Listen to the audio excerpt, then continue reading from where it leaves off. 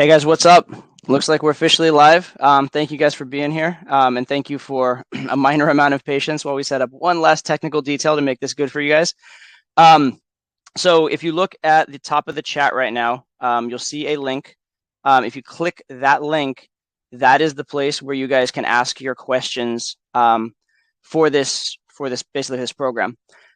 So click over there, and it's kind of a nice feature. What will happen is you can ask questions. You can also upvote your questions or upvote other people's questions, or you can try and upvote your own, I guess. But we'll take the questions that are most prescient, most important to you guys by doing it that way. So hopefully we can get some really good questions, some really good stuff to work on from you guys. And I'm just excited to do this. It's been a while since I've done one of these live big webinars. So it's good to have you guys. By the way, the topic for the questions I want to take today is fundamentals of game. So I don't want how do you, deal with amogging an A-list celebrity while, traversing a moat full of crocodiles or some shit like that. Okay. Like basic stuff, the stuff that's going to be applicable across the board to everyone. And, in game, to be fair, most of what you'll be doing that'll get you results is pretty basic. While I'm waiting for the first questions to come in, I'm sure there are some already, but I was on boot camp last night with some guys who'd seen me online but never really seen me live or seen good game live. And then when they watched my game, they had two reactions. One was like, it's like magic, it's like the silver tongue sorcery, and the other one was like, you're just doing all the things you said in your videos, but you're just actually doing them. Like, I try and do them, I'm having trouble, but you're actually doing them. You literally, you're doing exactly the stuff you're telling us to do, and it's working. Right? Game's not really that complicated necessarily. It's just about doing the fundamentals really well. So that's what I want to focus on in this webinar, is getting you to do those fundamentals just phenomenally well. So that you're, because if you do that, you're going to have good game. It's not about the crazy stuff. It's about, the fundamentals. And by the way, if you appreciate the background, welcome to Miami. I'm like I said, on program. All right, let's check out the questions that we have from you guys here. All right, so first question. Is 27 years old, I assume, to start game too late, with very little friends and no hobbies? How would you start a new life with no FOMO, fear of missing out feeling? So is 27 too late to start game? It is absolutely not. So as far as starting game goes, obviously the earlier the better, right? If you could start game at 18, it's better than starting at 27, and 27 is better than 37, which is better than 47. So the earlier you can start, the better. But there really is no such thing as too late. I've seen guys start in their 40s, even in their 50s, and get really insane results, right? I saw I had a student who I worked with. I would have loved to have worked with him live. I just worked with him online. He did like online calls with me. But he basically was in his 50s, and he was, I don't want to say like toxic, but conversationally toxic when he started. Like, he would start conversations and the girls would just be like turned off or grossed out and whatever. And then, over, a period of some months of doing sporadic calls with me and actually taking action, he got to the point where now he is consistently having really good positive interactions with hot girls half his age, getting dates, different stuff like that. And this guy in his 50s, and he is a guy that, had some very set behavior patterns that were not helping him, and he was able to move through it. And that's really the thing with getting older, is that you're going to have set behavior patterns. You'll have the things that are habits, and you just have to be willing to put the ego aside, be willing to put the identity aside, and just do the right thing, even if it's a little difficult and even if it's a little foreign to you. But everybody has to do that. 18-year-old that has habits has to put aside his bad habits too. It's just, as you get older, you might have a few more bad habits. But if you can put that ego aside and you can get started, you absolutely can do well. And as far as pure age in game, 27 is young. It's almost like a sweet spot, right? It's actually a really ideal age to be in doing game. So no, 27 is by no means too old to learn. And I'm sure there are like 40-year-olds on this call that are like, fuck you, 27, right? I wish I could start at 27. So no, it's nowhere near too old. And even if you're in their 30s, 40s, etc., it's nowhere near too old. And even if it is too old to be optimal or perfect, it's still the best time to start. Because if you could start at 27, which is later than you'd like, it's a lot better than 28 or 29 or 30 or whatever. So whatever age you're at is the absolute right age to start. And even if it would have been nice to have started younger, it's the best you can do right now. And that's all you can do in life ever, is do the best you can in your current situation. So yeah, no excuses, guys. All right. All right. Tips on approach anxiety and feeling paralyzed when trying to approach. Yeah, this is a huge one. This is absolutely a big question for a lot of guys. I totally understand it. So the thing about approach anxiety It sucks, but it's completely normal. And in fact, the fact that you have approach anxiety, the fact that you have approach anxiety means that you're kind of normal, right? It means that you are well socialized to a degree. It means that you understand social cues and these kind of things, right? And approach anxiety made sense, or it makes sense in a very small community, or it made sense in the environment in which we evolved. So it's not like you're like a you know messed up as a human being if you have approach anxiety. It's totally normal. However, approach anxiety makes no sense in the modern day. In a semi-anonymous, mostly city environments where you're not seeing the same person over and over again, having approach anxiety makes no sense there. And so that's the first thing to understand is like, yes, I feel this thing. I'm not going to judge myself or feel bad because I feel this thing. I understand I feel this thing, but understand also it's ridiculous. And understand that there is the logical right thing to do. And then there's how you're feeling. And literally the idea of integrity, right? The concept of integrity, which for me is one of the most important concepts in life, like living in integrity, doing the things that you believe in and sticking to your beliefs. It means when you know something to be true, but it's hard to execute, doing it, right? So the best solution on a fundamental core level to approach anxiety is actually integrity. It's like, look, I know this is fine. I know this is safe. I know this is the right thing to do. It's uncomfortable. And I'm okay with the fact that it's uncomfortable. I'm going to do it anyway, right? And that's a pretty fundamental understanding and an idea about approach anxiety. If you can get to the level that that's how you're dealing with it, you're going to have approach anxiety solved for life. And even though you may feel nervous, you're going to do the approaches, which is the most important thing. And then in doing the approaches, you will get over it more and more and more through experience. So that's like the core, the foundation is have integrity. Know that it's the right thing to do and just do it because it's fucking the right thing. Right. But there are a lot of little tricks and techniques on top of that will help smooth the process. And I could give you those as well. Right.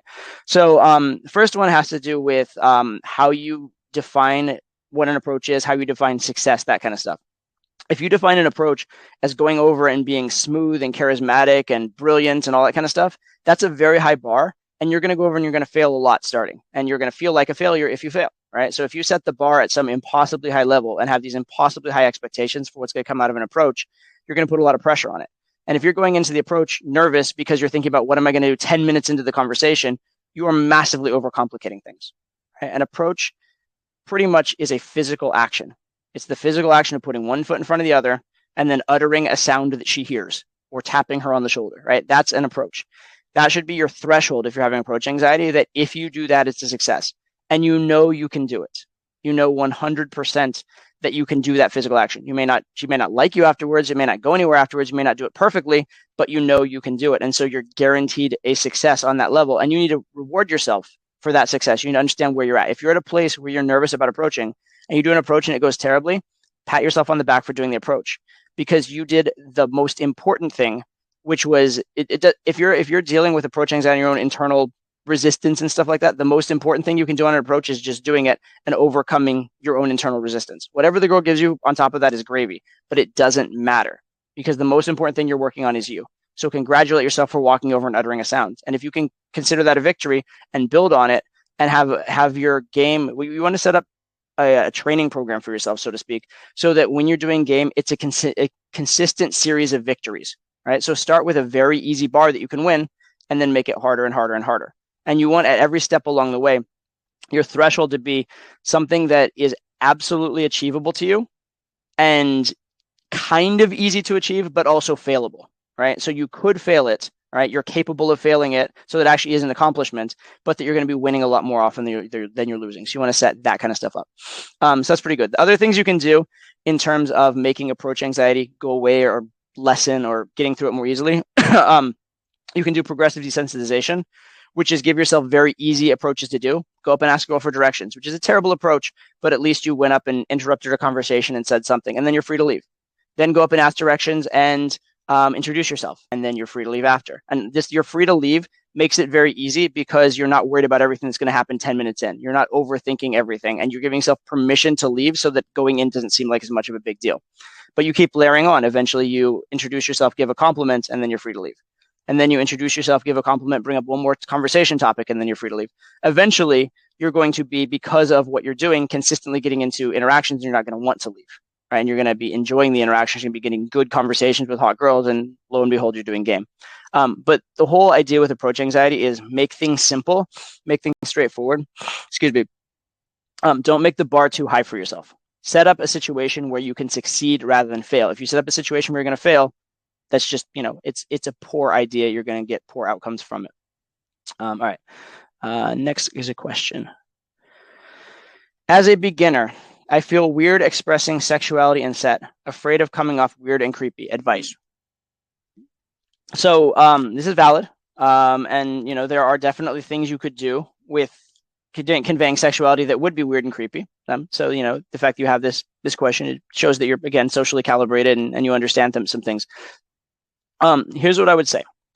If you're a beginner, and if you're a beginner who knows that you have trouble expressing sexuality, there's a range of kind of good game or good amounts of sexuality in set. So if this is like no sexuality, this is like minimum acceptable amount for good game, this is like maximum acceptable amount for good game, and over here would be like too much. You're probably here. You're probably like nowhere near. You're not even at the amount that you need for good game. And so for you to do something that you consider extremely ballsy, you might still end up short of the threshold, right? You might still end up not doing enough for it to be good game, and you're thinking it's extremely ballsy. That's actually quite likely. So don't be too concerned about that. Right now, you don't want to be being like totally nuts, but if you're concerned about being creepy and stuff like that, I'm sure you're not going overboard. What I recommend for any of these kind of escalation issues, because showing sexuality is an escalation, getting physical is an escalation, moving a girl from place to place is an escalation. So if any of these are your sticking points, and for most guys, your sticking point is escalation, opening's an escalation in a way, right? So almost every sticking point you're going to have, the major ones that are going to hang you up, at least, they're going to be around an escalation. My solution in general to all of those is to try and do it in the smallest possible steps. So if you are worried about being creepy because you're being too sexual, well, then think of the most tiny sexual thing you can do, right? Think about talking about a friend, not even yourself, mentioning a sexual topic, and tell that to a girl. My friend once said XYZ, right? So you're not even responsible for the sexual you brought in, but you brought a little bit of sexuality into the set, right? Or instead of saying, like, if you're worried about being creepy because you're like, you're hot or something like that, which, by the way, is kind of fine to say anyway. But if you're worried about that being too much, divide by 10. Say 1/10 of that. Like, yeah, you know what? You're fairly attractive. Or I like your look. I like your look is never going to be like creepy and over the top. You're fucking hot might be, right? It's probably fine also, to be fair. But like, just tone it down. And what you can do is you try this toned down version. And because it's greater than what you were doing before, you're closer to good game than what you were doing before, you're going to get probably a slightly better result. At the very worst, not a worse result, right? It's probably going to improve things once you add that in. It's certainly not going to make things worse. And so if that's your experience, you're comfortable with this, you try something 5% more than you're comfortable with, and it either improves the interaction or at least doesn't hurt the interaction. Well, now you have permission to try another 5% and another 5% and another 5% until eventually you get to that range that is good game. And then it starts really showing dividends. But the nice thing is, if you're on this side of like way not trying hard enough, all of those 5%, they're probably going to help the interaction. And at the very least, they're not going to hurt it. So you'll be able to get that experience very, very quickly. But you don't have to go from I'm doing no escalation and I'm terrified to like some kind of crazy ballsy, line that's just like, totally misogynistic and not even good game. Don't make that big jump. Make that 5%, 5%, 5%. Because you can add 5% over and over again quickly. You could add 5% and 5% and 5% in the same interaction, right? You try this thing that's 5%, girl's fine with it. In the same interaction, you try another 5%, another 5%. You're going to get to that threshold very, very quickly, but you're going to do it in small steps that are not as big of a deal and are not as big of a risk. So that's what I recommend for any of these escalation issues. Break it into smaller steps, right? And the same thing with like taking a girl home, right? Don't think, oh, I'm going from talking to her here to getting her home. Okay, how about I go sit down with her, I take her to the bar, I take her to this other place, I mention us hanging out in the future, I do all these little steps along the way, not this one big, dramatic, scary, probably uncalibrated move. All right, so breaking it into small chunks is really the answer for most of those escalation issues, whether it be with sexualizing the conversation verbally or physically or logistically or whatever it is. Like small chunk it into these very manageable bites that are not scary for you and very, very unlikely to be uncalibrated. All right, guys. Sorry for the sniffles, guys. I had a few drinks with girls last night, so yeah, I might be feeling the effects. All right. How to escalate physically? How to escalate physically when the girl is quite shy or awkward. So this is one of those questions that it is hard to answer without being there, because your version of her being shy or awkward could be somebody, I mean, like, you're interpreting it this way. Oftentimes the girl who's shy and awkward with one guy is not shy and awkward with another guy. So shy and awkward is not always a characteristic of the girl. It might be a characteristic of the girl in this interaction. Okay.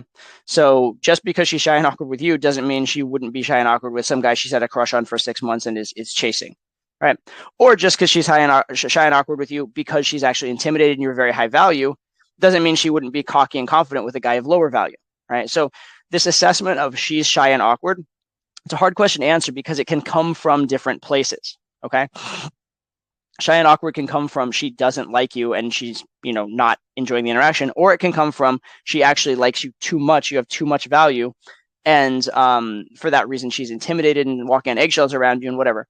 And the problem is these two situations require a different approach, because in one case, you have a lack of value or a lack of just like social goodness in the conversation, one of those two things, right? So either lack of conversational content or lack of value in one case.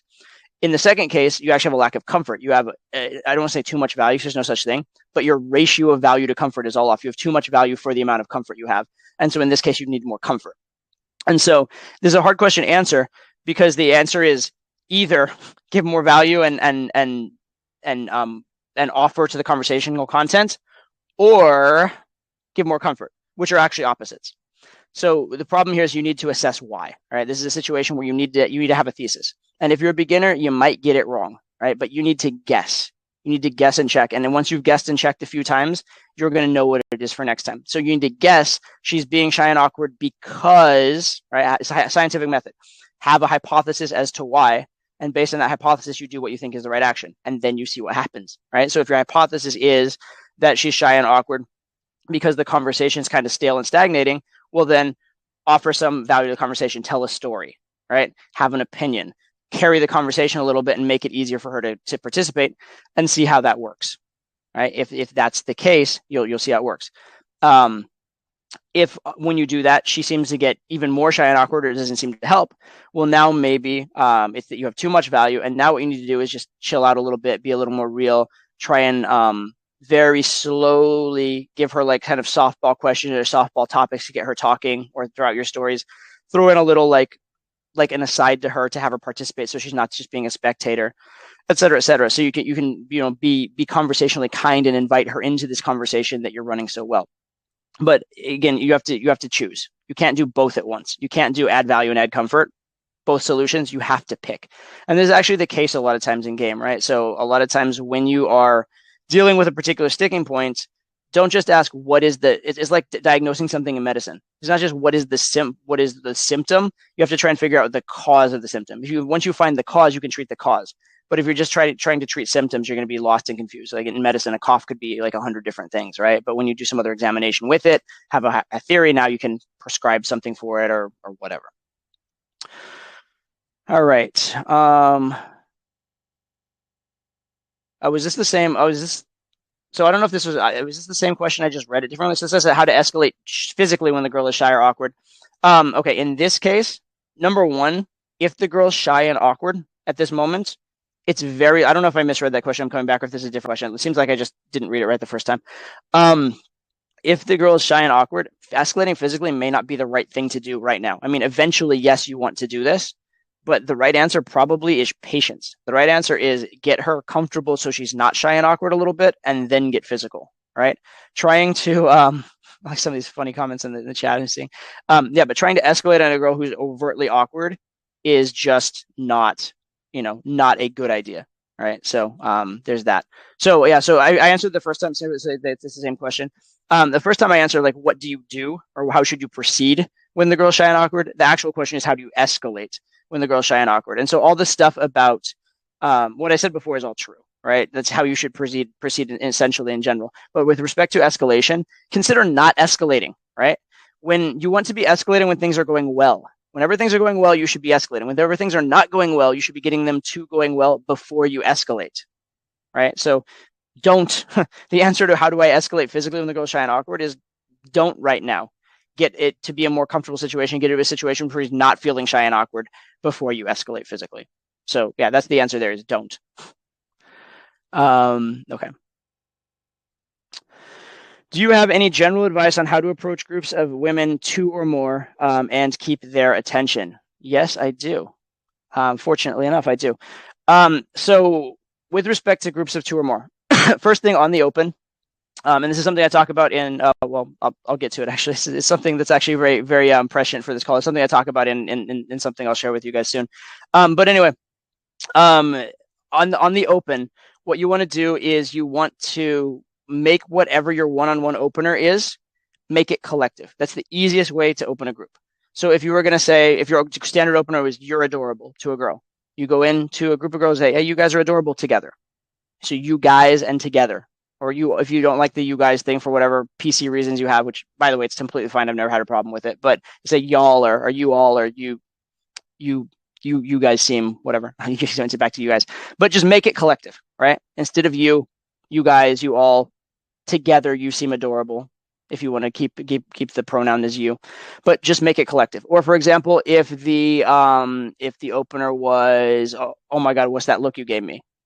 You'd be like, wow, you guys have the craziest look right now, right? You just take the opener and make it collective. With respect, you gals, that's very old school. That's like what my dad would say, but yes, someone said you gals. But with respect to how to continue engaging them and keeping the conversation going, you need to just be aware of who's fading out of the conversation if they're important to the conversation. Within any group, there's the people that are relevant to the girl you're interested in, the people that aren't. Like her good friends in the group are relevant. You need to engage them. If there's 10 people in the group, you don't need to engage every single one of them all the time. You need to engage the close ones. But you need to, within the girls you've identified as relevant, you need to make sure that if their attention's waning, you bring them into the conversation or you mention them or you refer to them in some way. Just keep those few engaged. A good way to know this, by the way, is ask someone in the set, how do you guys all know each other? How do you all know each other? And that'll tell you a lot about the relationships and who's actually important and who you actually need to address. And then what I like to do within a group setting is I will actually oftentimes talk more to the girl I'm not interested in or the girls I'm not interested in than to the one I am interested in, at least collectively. Like as a group, I'll talk more to the general group of others than to her specifically. But the nature of the conversation is such that I'm flirty with her and I'm building man to woman with her and there's teasing with her. Whereas with the other ones, I'm just really positive and nice, right? So I'm very not objectionable and very friendly. And I'm almost like with the rest of the group, I'm almost like their gay best friend. Whereas with this girl, I'm like the dangerous sexual, the guy who's like actually alpha and a sexual threat, right? So it's a difference in the nature of the conversation, but not necessarily that you have to be talking exclusively to the one you like. And if you do talk exclusively to the one you like and ignore the other ones, it will oftentimes come back to haunt you and not work so well. I'm going to change this up for a second here. 1 second, guys. Sorry about this. All right. Oh, that's much more comfortable. Okay, so those are the kind of things. And then in terms of closing, if you have made it clear who you're interested in, then the actual closing should get a lot easier because it should be very clear. Like, guys have this issue of like, oh, I don't know, how do I close? It's awkward. I don't want to leave this other one out. But if you've actually teased and actually created a dynamic with the one, that part gets significantly easier. And if you've been really nice to the others, oftentimes they'll actually be encouraging the one you like to like you. They'll be telling her you should give him your number or different things like that. So those can be really good things overall. All right, let's see. Next question. Let's see. I fear of approaching because I believe that it could ruin my reputation and screw up with our mutual social or business circle. How do I overcome this fear? So I want to make a really interesting distinction here, which is that I'm a huge fan, I'm obviously a huge fan of cold approach. Cold approach has been like probably the best thing that has ever been discovered in my life, best thing I've ever found in my life for a number of reasons, right? It's given me so many insane experiences, so many great relationships. I've built a business on like largely cold approach and things like that. So cold approach, you are never going to hear me say a negative thing about cold approach in general. I am in favor, I'm as in favor of a cold approach as just about anybody on the planet could be. However, there are a few specific situations in which, while you can do cold approach and you will get some results with it, it's not the worst thing in the world. You probably are better served by taking a different strategy. And if you are in a situation where you are going to see the same small group of people over and over and over again, doing cold approach in that environment is silly, because why would you cold approach someone you're just going to be introduced to 5 minutes later? It's not necessary, right? The beauty of cold approach is that it makes every girl in the world available to you. But why are you cold approaching a girl who's already available to you and already available to you on easier terms than the terms on which you're going to meet her? Or let's say you're going to sit next to this girl in class and get to talk to her all the time. You don't need to cold approach her, like, aside from the class, just talk to her in class and then like continue that as friends past the class, go take her on a date, et cetera, et cetera. So, so cold approach is absolutely brilliant, but it's not as much, of a, excuse me. But there are some situations where it's not as useful as in others, right? And if you have the inherent advantage of already being in a social circle, do social circle game, which means be social with everybody, talk to everybody, engage with everybody, and then be cool in that social circle, be conveying high value things, tease the girl within that social circle. But you want to avoid, like, opens and closes are the most awkward parts of game. So if you can get away with not opening, don't open. If you can get introduced instead of opening, that's awesome. If you can get away without closing because you're going to see the girl anyway, or you have a natural way to bridge without having to go through that avoid that closing process because it's happening for you, right? So basically, cold approach is amazing, but if you're in a situation that already is easier than cold approach, don't turn the easy situation into the slightly harder situation of cold approach.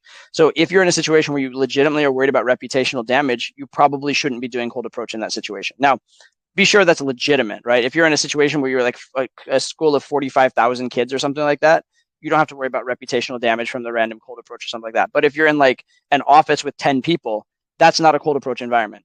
That is a social circle environment, and you should not be doing cold approaches in a small office setting, for example. So this says, so from the chat, follow up on this question. Is there a risk of building a negative reputation if you consistently cold approach in your neighborhood? It depends how big your neighborhood is, and it depends how much people are watching and stuff like that. It could certainly happen if you go to like the same, like for example, if you go to the same exact shopping mall every single day for cold approach, and you talk to, especially if you talk to the girls that work there, yeah, you definitely could get a reputation from that. Or if you're approaching on the exact same street over and over and over again, and everybody on the street has seen you approach a million times, yes, you could get a reputation there. Now, to some extent, that reputation could actually be good and could be helpful, but it's probably not to be done. You want to mix it up just a little bit.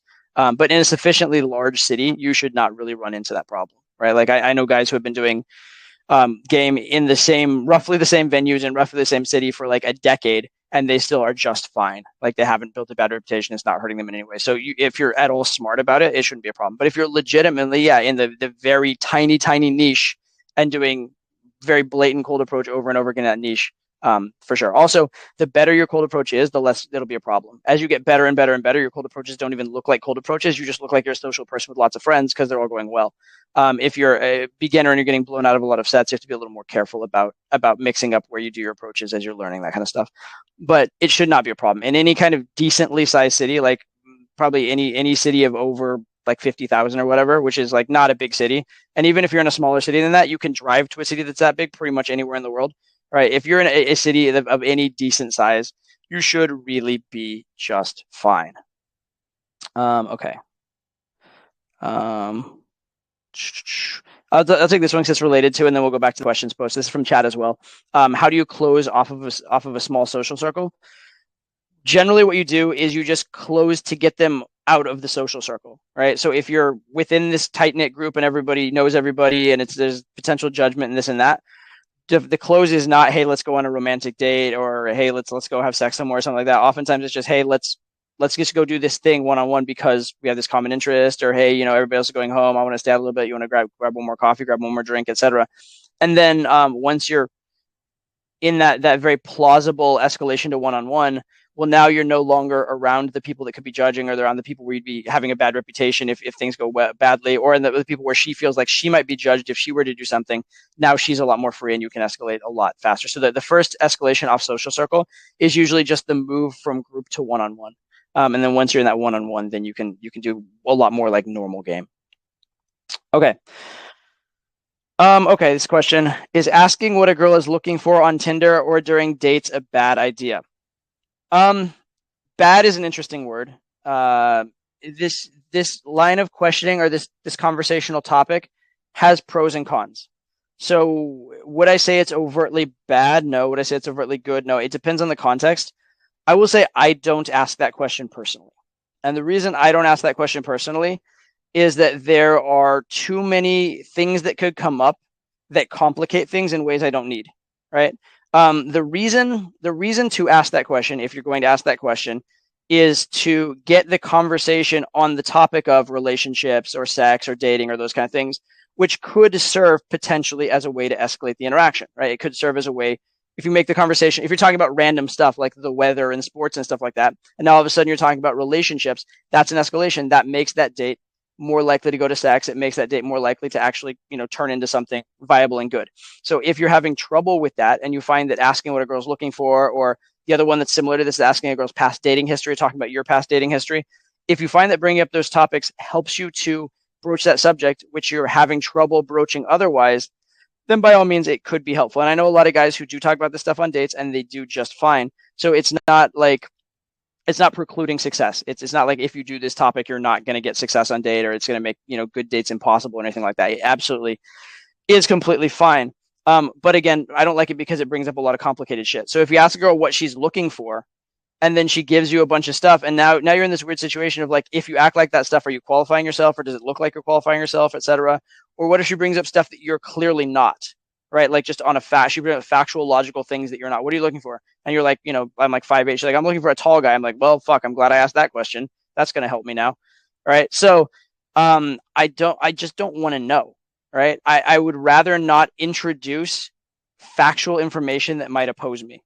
I would much rather be this kind of like amorphous, undefined ball of attractiveness that she just can't resist. That's kind of like how I am when I'm interacting with a girl. I'm not like, hitting these particular resume points or these particular factual points, or I'm not trying to hit some societal standard because that's hard to do. And it's very objective. You're either objectively that or objectively not. I don't want situations where I'm potentially objectively not what the girl's looking for. That's a bad precedent. It's a bad thing to bring up in the set. And I personally have no problem making the conversation about relationships or bringing up sexual topics. So I don't need asking about what she's looking for or asking about her past relationships. I don't need that as a crutch at all. So I personally don't bring it up because I find that, look, I'm going to without bringing that up, I'm going to close a tremendous percentage, right? I think I did the numbers at one point. I was closing like 90% of my dates, right? And this is even like girls I'm meeting cold online that like I've never met them before and they don't even know me. I'm like having sex on the first date like 90% or something crazy like that. If I'm already doing that well, why do I want to introduce anything that overcomplicates it? Why do I want to introduce anything that could potentially create other roadblocks or create other objections or that kind of stuff? So I personally don't bring it up, but I'm not saying it's absolutely overtly bad. At a beginner-ish level, if you're having trouble making it sexual, making it relationshipy, it could help you in the short run. And I know, guys, I have a client that is like, he's sleeping with so many girls. It's like, it's insane. Like it's kind of like, yeah, like it's like he's going on like one day when like recently had like 7 dates in a week and stuff like that, and he's closing the majority of them, right? He's doing very, very well. And he talks about this stuff in his dates. So would I tell you that it's bad game and doesn't work? It's hard for me to say that almost anything that guy's doing is bad game and doesn't work. I tell him that, right? I tell him don't do that. That's inefficient. Do this other thing because I'm sure he wants to be very, very, very advanced. But it's certainly not such bad game that is keeping him from getting like tons and tons of results. So it's not like horrendous. But I just don't do it because I don't want to, again, create specific objections. Specific objections are not a good thing, in my opinion.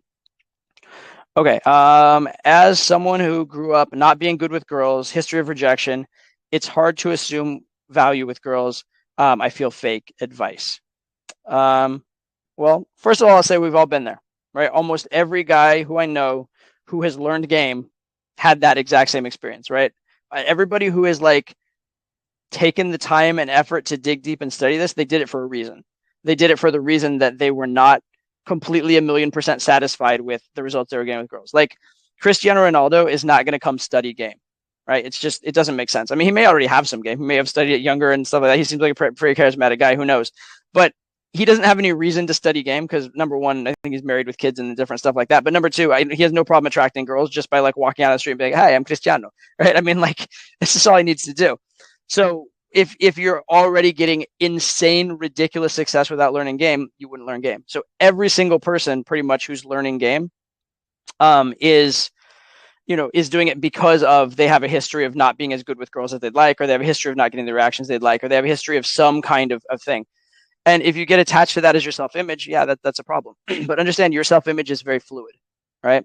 You should. I like to rephrase things. It's actually a really good exercise you can do. This is a suggested exercise for all of you out there. It's just good for game in general. It's good for life in general. Try for like a day to every single time you have like a negative thought about yourself, or you take on a negative frame or something like that, instead reframe it as a positive. Right. So if you are thinking like, oh, I grew up and I didn't get good reactions from girls and this and this and this, right? Instead, if you keep saying I didn't get good reactions, I'm not good with girls, that's going to hurt your inner game, right?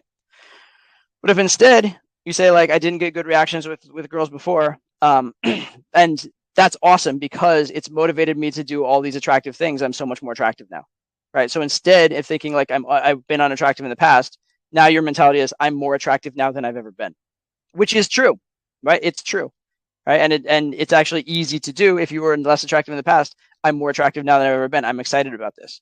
Or even better, I'm more attractive now than I've ever been and getting more attractive every day, right? So these negative thought loops oftentimes can be framed actually as positive ones, right? A very easy one is just put it in the past. Instead of saying, if you were to say, I get bad reactions from girls, that's terrible inner game.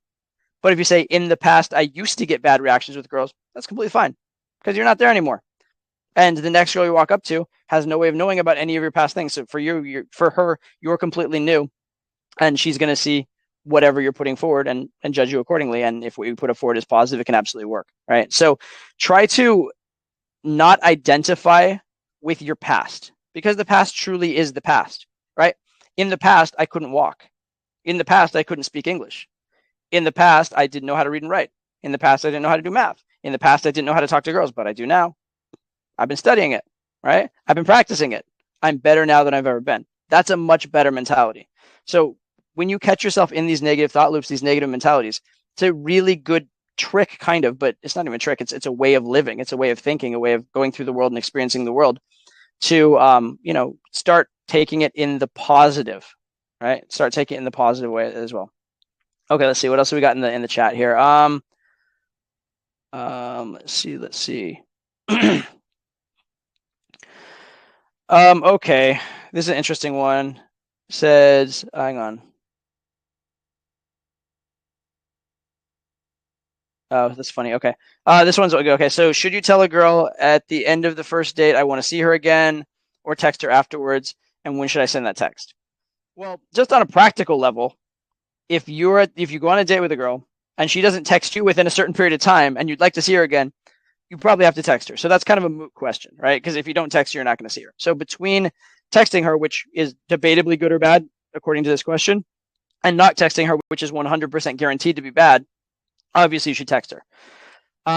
In terms of at the end of the first date, should you tell her you want to see her again?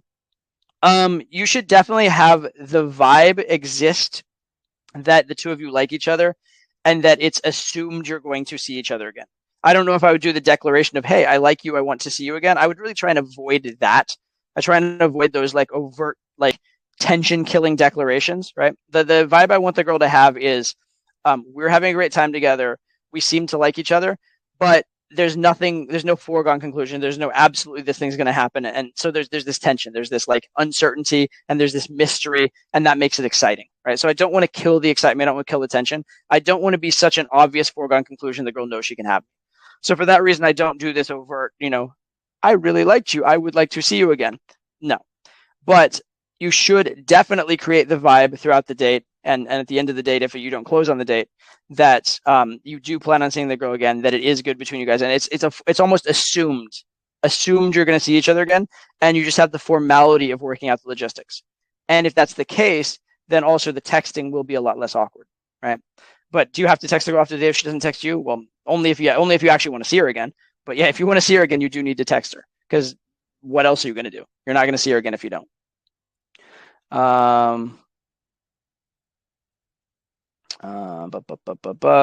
This is I'm going to answer this just because it's such an easy one. What if you don't want to see her again, even though the date went well? Don't call her, right?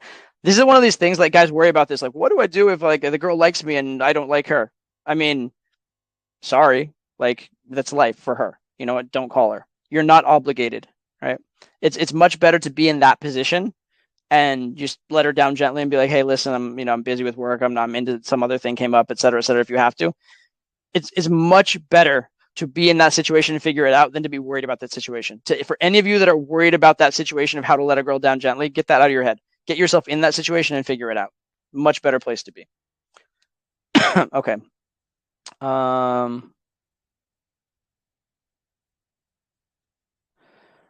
do you create sexual tension? That's a really good one. That's a really, really good one. How do you create sexual tension?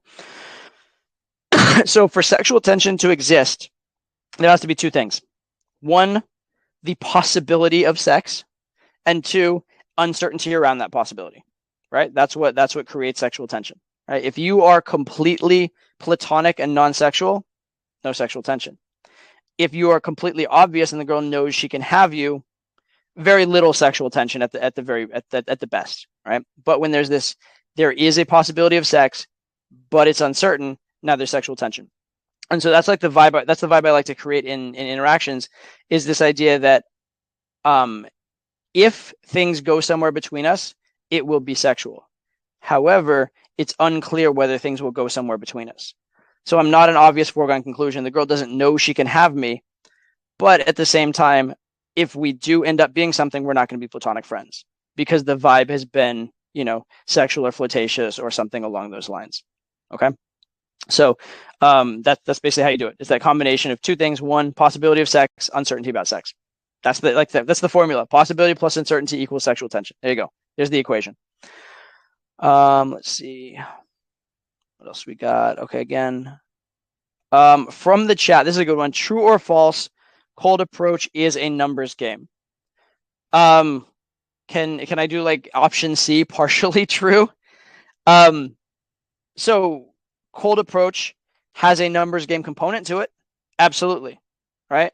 At whatever your skill level is, you will have a certain likely percentage of girls you're going to have a good interaction with, a certain likely percentage you're going to get a number with, a certain likely percentage you're going to sleep with. But from person to person, that numbers game varies dramatically, right? So if you're a beginner doing game, you might have to talk to 20 girls to get a phone number. If that's where you're starting out, that's completely fine. It's a good place to start. At least it's you're getting one out of 20 instead of 0 out of 20, right? And then what you're gonna do is as your game gets better, you're going to reduce that ratio until eventually it's 1 in 15, 1 in 10, 1 in 5. It gets better and better and better until it becomes very, very good. If you were to take me, for example, if I'm doing approaches under anything remotely like optimal situations, like if I'm not doing like very, very difficult situations, if I'm doing the type of situations that you guys consider difficult, but I consider easy, basically, then I'm going to get a phone number or better probably at 80+% of the time, something like that. Right. So it's not that crazy. I mean, I did, years ago, I did an experiment to see how many phone numbers I could get in 2 hours. I got 23 phone numbers in 2 hours. And importantly for this question, it took me about 30 approaches to do that. And that was not doing good game, right? I was doing very rushed game. I was doing like very like kind of sloppy fast game. So it was not as good a ratio as I could have gotten. But doing sloppy rush game, I got 23 phone numbers out of 30 approaches, right? So not a terrible ratio, but that's me doing shitty game. That's me doing not my best game. Whereas a newbie doing his best game might be 1 in 20. So is it a numbers game? Yeah, it's a numbers game where I'm apparently with sloppy game closing like 70% or something like that, roughly, and the newbie's closing like 5%. Those seem like two very drastically different numbers games. But for each person, there is a numbers game. One person has a 5% success numbers game, one person has a 70% success numbers game. The question is, which do you want? Do you want the 5% numbers game or the 70% numbers game, or 80 or whatever, depending on the situation? So that's the thing. Is it a numbers game? Yes, for any individual person, any individual case, yes. But overall, the numbers are so alterable that it's kind of not.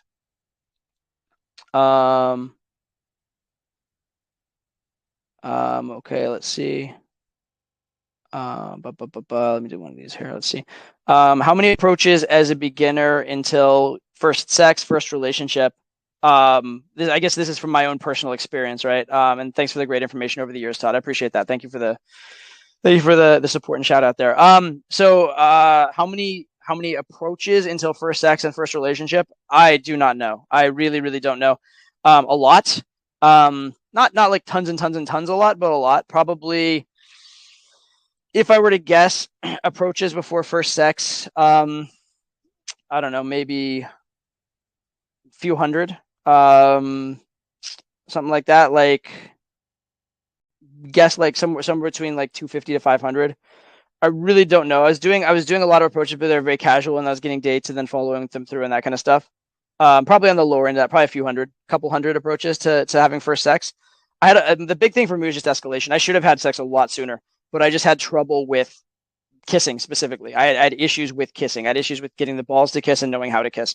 And so I had plenty that I lost there. But I was getting dates very quickly. Once I did cold approach. But getting actually kisses and physical escalation and sex, that was the huge hurdle for me.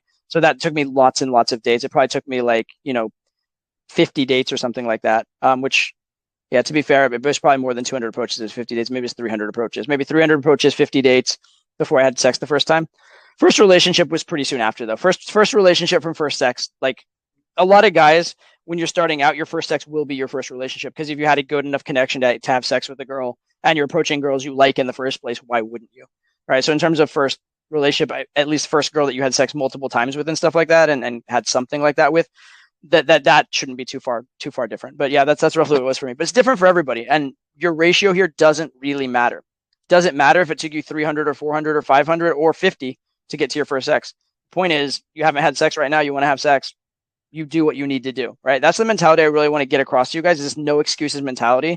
Like, whatever may seem better or worse or like optimal or this or that, just make it work, right? Or whatever, you compare somebody else to some other standard.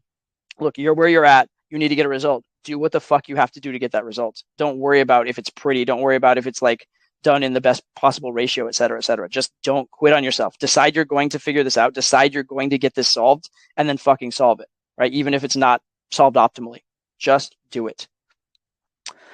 Okay, from the chat, better to go out alone or with a good friend if you're going to a venue that you know well.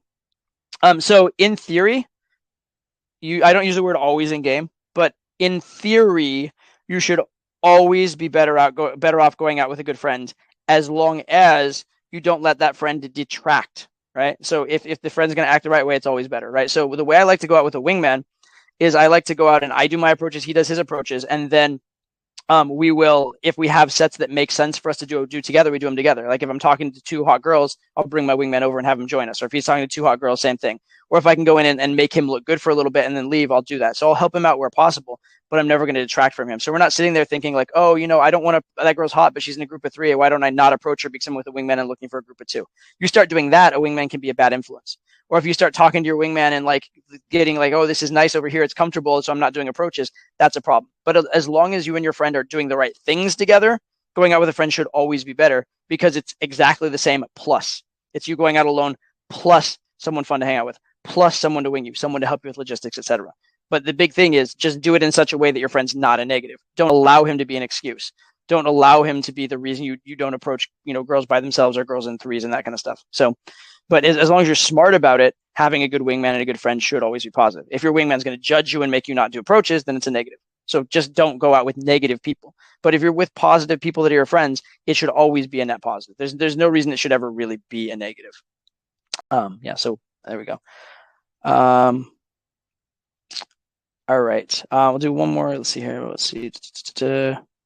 How do you get back in the groove after being rusty? This is huge for a lot of you guys after COVID times, after being locked up and stuff like that. How do you get back in the groove after being rusty?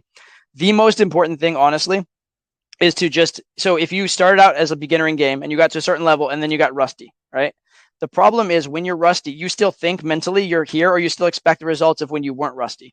And so you're holding yourself to this very high standard, and you might get approach anxiety again, or you might start thinking negative things about your approach. You might getting frustrated, might start being less fun for you. Right. But if you can remember, you came from here, you got to here, and now you're here. Compare yourself to this. Compare yourself to you when you were a beginner and be happy. And give yourself permission to be a beginner again. Give yourself permission to mess up a little bit. Give yourself permission to learn and get back up to that level. But if you keep holding yourself to the standard of I have to do the approach I did when I was at my peak in game, well, then you're just going to have bad approaches, or they'll be fine approaches. You're going to consider them bad. You're going to demoralize by them. You're going to be frustrated, and that's not good. right? I told you guys before, the way to set up a strategy for training in game is to set it up so that you're constantly having these small wins. You want to have a small win, a small win, a small win, and keep consistently, having those positive experiences. They're going to make you keep wanting to do game, keep feeling positive, keep wanting to grow. So the answer to how to get over being rusty is just act like you're a beginner again and be okay with it. Just acknowledge that you're rusty, acknowledge that you might not have as good approaches as you had when you weren't rusty, and know that you will get back there. Don't put pressure on yourself. You'll get back there if you do the right steps, but allow yourself to make mistakes and consider them amusing, consider them educational, learn from them. In fact, you may learn from it. So if you, when you were sharp, were gaming really well because you're in flow and in state and those kind of things, and then when you're rusty or not, you may have to learn some technical things that you didn't learn. Then once you get back to state and flow and like game being a habit for you, you're going to have those technical things, right? I learned the last time pre-COVID, the previous time before that, where I had to like relearn game. My first day out, I had 4 really awkward, awful hours. And that's a long time for me to have awkward, awful hours. But then I discovered one thing, like literally one thing that I was doing wrong. And then all of a sudden, it just all came back to me. And it's been good ever since, right? And in discovering that one thing, now whenever I have an off night, I know to do that one thing. This is like very open loopy. I'll tell you what it is in a second, by the way. But I know to do that one thing, and then it really does help me. And had I not been rusty, I would never have discovered that. Right. So that rustiness was actually a huge opportunity for me to improve my game technically because I was so off in my vibe. I had to improve it technically. And that thing, by the way, it was very, very stupid and easy. It was literally, instead of hey on the open, I started saying, hey, excuse me. That was it. The difference between hey and hey, excuse me was what it took. Just because it just changed the pacing and the rhythm of my open. And it let the girl actually be listening by the time I delivered any interesting part of my open. So it kept me from having to repeat it. It kept the girls from being confused, et cetera, et cetera. And it also made the open seem a lot more organic. So adding hey, excuse me instead of hey literally was the thing I needed to do. And that like solved everything for me. I mean, it sounds like silly, but is a very simple tweak that actually did very big things for me. Okay. So what I'm going to do right now, I'm going to come back to questions. We're going to answer a bunch more questions in just a second, but there's something kind of special I want to share with you guys really quickly it's kind of a special thank you for being here. So we'll go through this. I'll show you the special thing, and then we'll get right back to questions after. So do stay tuned. I'm going to answer a bunch more of your questions, and definitely feel free. You can keep submitting and that kind of stuff as well. But I do want to share this with you. So guys, listen, I kind of have a question for you guys. And it seems a pretty simple question, but it is, are you guys learning from this? Are you guys enjoying this, enjoying having your questions answered? Hopefully, you're getting some good information from it. If you're learning, if you're enjoying this, go ahead in the chat and just write, yes or why or something like that. Let me know that, this is helpful and beneficial to you guys. So I'm really enjoying doing it. And, obviously want it to be educational for you guys. So are you guys learning from this? If you are, I'm going to give you kind of, so not really a secret. You could call it a secret, but it's not a secret, right? Everybody knows this in game, which is that the way that you get better in game is through consistency, right? Continuous learning, right? If you're going out and improving a little bit, step by step, that's how you get better. It's not like this flash in the pan. I figured out everything in game in one evening or something like that. It's this consistent 1% that gets you there, right? Day by day, week by week, month by month, slow, steady improvement, right? Success does not happen overnight. And you do getting better, like I said, 1% at a time, right? I've said it so many times, it's like crazy, but if you get 1% better every single day for a year, how much better are you? It's 3,800% by the end of the year because of the compounding, right? So it's not about that one flash in the pan day where you have this epiphany and get 10% better. It's about 1%, grinding out and just getting better and better and better. You get better by what? Figuring out your sticking points. Big things, right? Where do guys struggle? They struggle with opening, they struggle with hooking, making conversation, creating attraction, whatever your sticking point is. Each sticking point you clear, each sticking point you get rid of, that's going to make you better at game. And then as well as your major inner game sticking points, right? The thought patterns, the ways you're seeing yourself, the ways you're seeing the world, the ways you're seeing girls, that kind of stuff. And how do you get better specifically? It's a cycle, right? You take action, you get feedback, then you take more action, you get more feedback, and it's that cycle. The more times you have that cycle, the better off you're going to be. And the better you do that cycle, the better off you're going to do. It's a very simple thing. It's not easy. It takes repetition, but it's a very simple. And You keep getting better until you're where you want to be in game, which, some of us infinitely always want to get better, even when we're at the top of the world. But until you're getting the results you want, you certainly don't stop until you get there. And that's how you build a skill set. However, too many guys do it alone. They do it the hard way, right? Too many guys, well, first of all, a lot of guys never even discover a game, and they're really just pounding their heads against the wall, and they don't know, and they're lost and confused, right? You guys are at least lucky enough to have found game.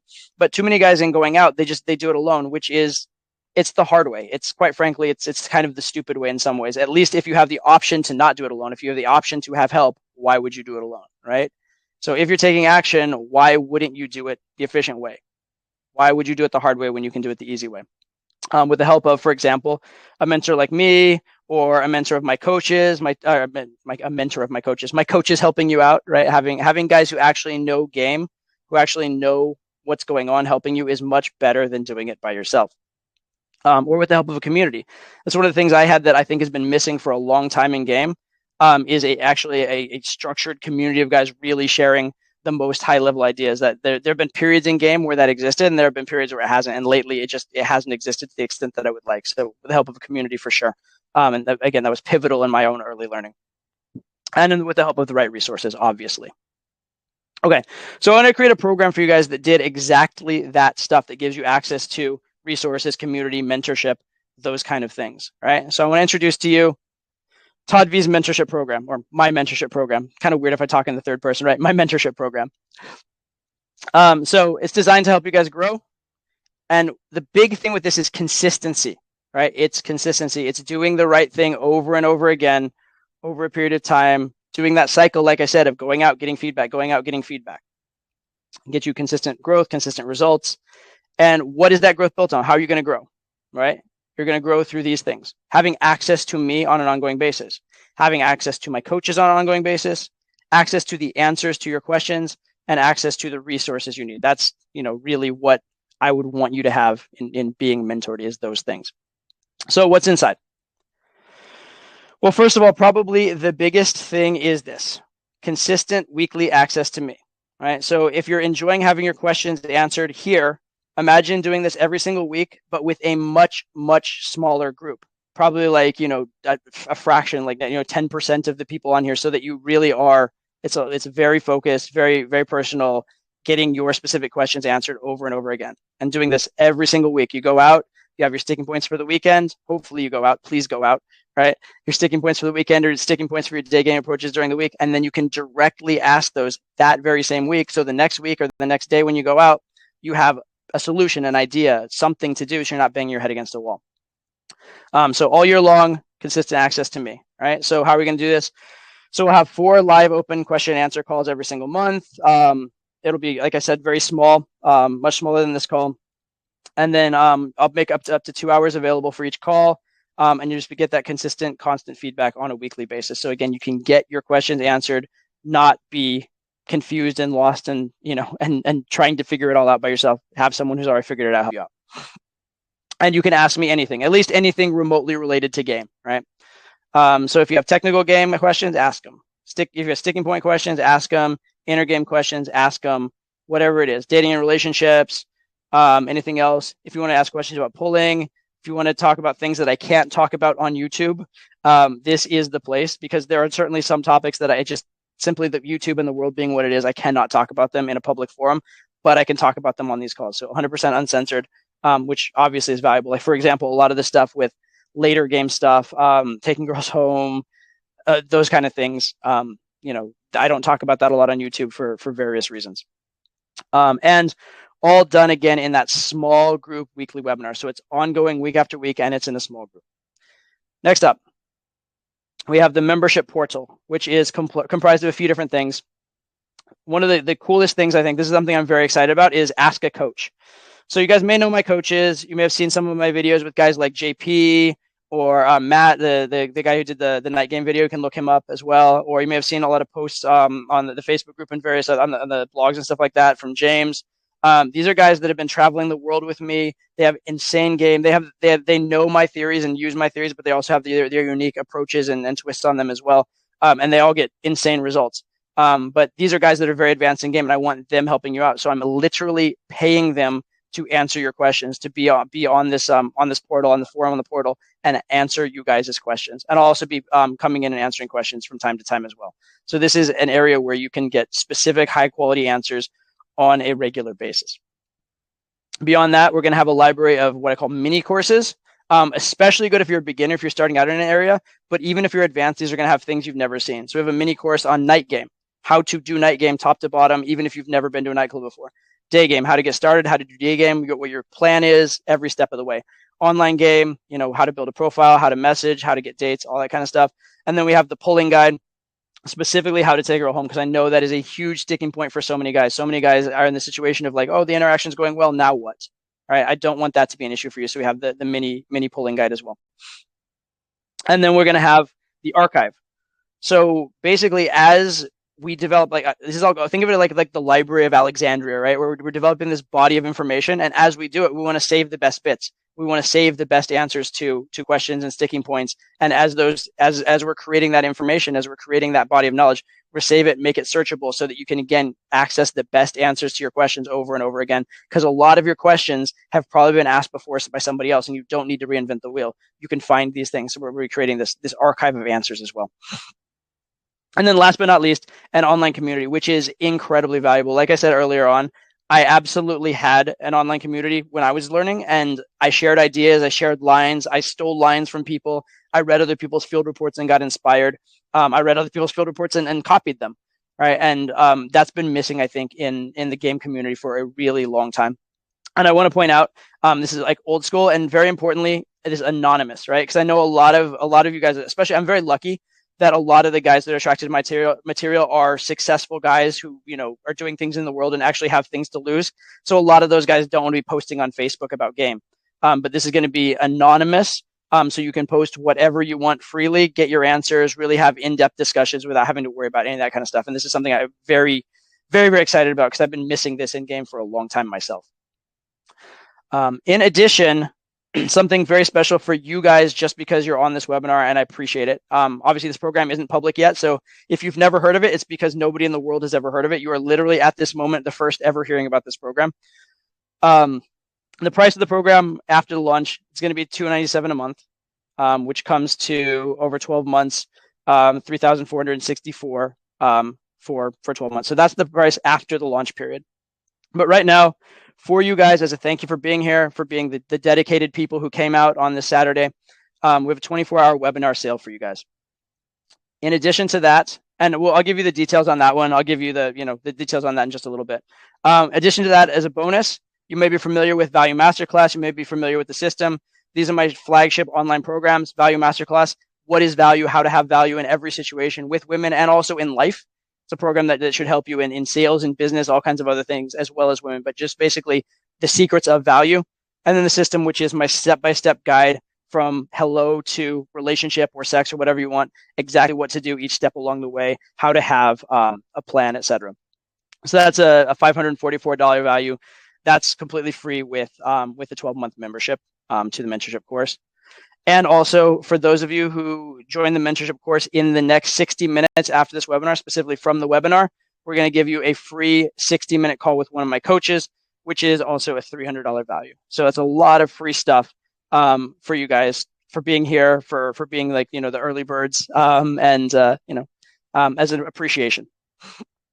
So guys, so the special webinar only deal, you can check it out. It's a pretty insane deal. It's a huge discount over the price that it's going to be after the launch. It's for 24 hours only. Check it out over at toddvmentoring.com. You can check out that link. I will actually, I don't know if I can actually put the link in the chat. If someone wants to put the link in the chat, that'd be useful so people can click as well. But toddvmentoring.com, go check it out. It's a pretty insane deal. I will take questions about this program for the next 5 minutes. And then after that, we're going to go back to general game questions. So do stay tuned. I'm going to take a bunch more general game questions from you guys as well. But I'm sure a lot of people do have questions about this. So you can ask them. Someone says, do you take Dogecoin? I take Bitcoin. I don't actually know if I can. I probably can take Dogecoin. If you're curious about paying through alternate methods, email me and we can check. If you want to convert your Dogecoin to Bitcoin, I definitely do take Bitcoin for sure. I don't have a Dogecoin account though. But I think you can do that on most platforms. So why not? Let's see. Other questions about this?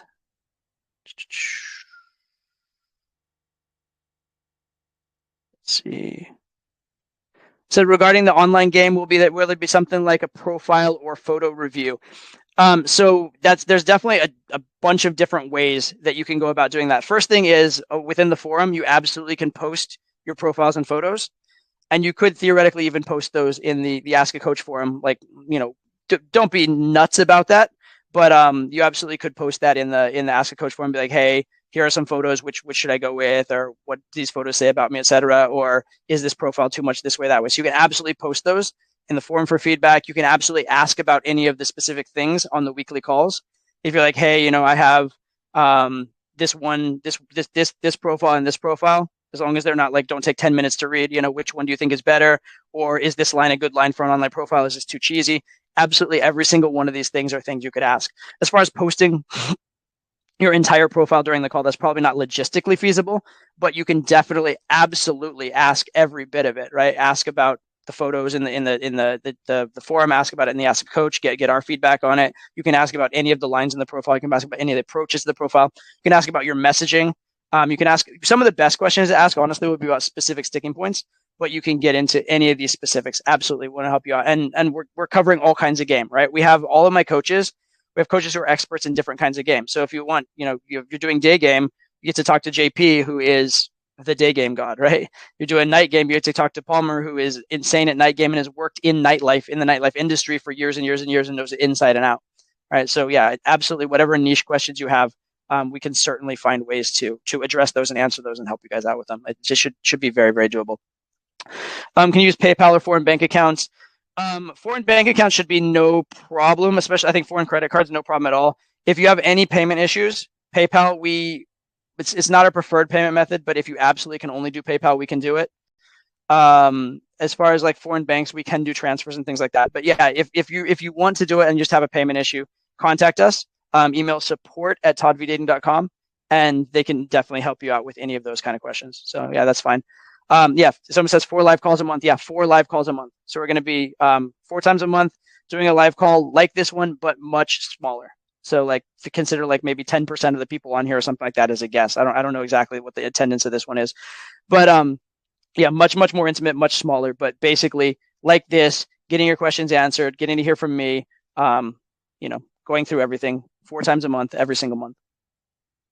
What day and time are you on the 4 live calls? That's a very good question. I generally try and do them on weekends because I know most people are available on weekends.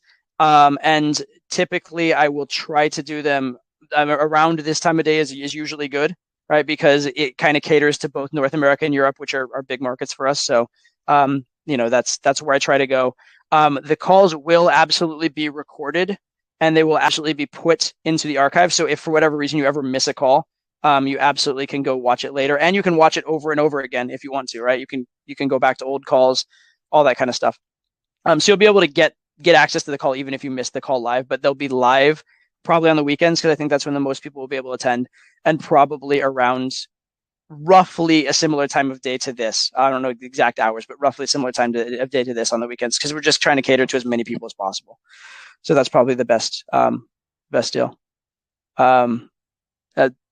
Thank you. I appreciate the testimonial from Dominique. I appreciate that. That's very cool. Thank you very much. Very nice of you. Okay, let's see. Yeah, if you guys have specific questions of your own, like some of you guys are alumni of certain programs and things like that. If you have stuff that's actually super specific to you, you can contact us about that. Although I will say this deal is pretty much the best. Not pretty much. It is literally the best deal you're ever going to get on this. So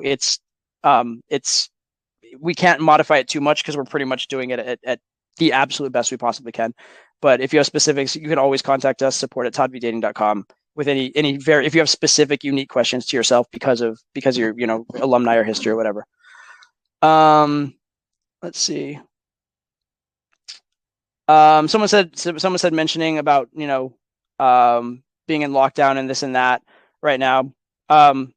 That's I'll say a couple things about that. Number one, guys during lockdown worldwide were crushing it through one form of game or another. So don't let that be an excuse, right? Don't let that be your excuse. Like, oh, things are locked down right now, I don't want to learn. number one, learn because it's a skill set for life. And number two, learn because you can crush it during lockdown. During the worst lockdowns in the world, in the worst places, I had guys getting laid left, right, and center doing either online game or finding their niche or different things like that. So these are very, very solvable problems. But it's a big thing. If I can leave you with anything from all of the content on this webinar, don't give yourself excuses, guys. Do not give yourself excuses. Let's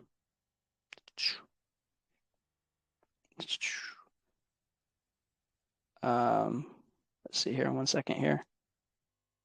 Okay, so I'm getting a lot of questions about guys who already have the system or already have Value Masterclass. If that's the case for you guys, if you guys already have that and you sign up, we can do one extra call with a coach instead as an alternate bonus, because I do appreciate the fact that you guys have been have been clients of mine. You already have those programs. And I want to help you guys out. So okay, we can do that. I just got notification from my team that's okay. I was a little worried about that because it's already such a good deal, but we can do that for you guys. So if you have Value Masterclass in the system, instead of getting the one extra call with the coach, we'll do 2 calls with the coach for you guys. All right, so that'll be a good bonus for you guys as well. And thank you guys for that question. I'm obviously getting it a lot. Okay, let's see.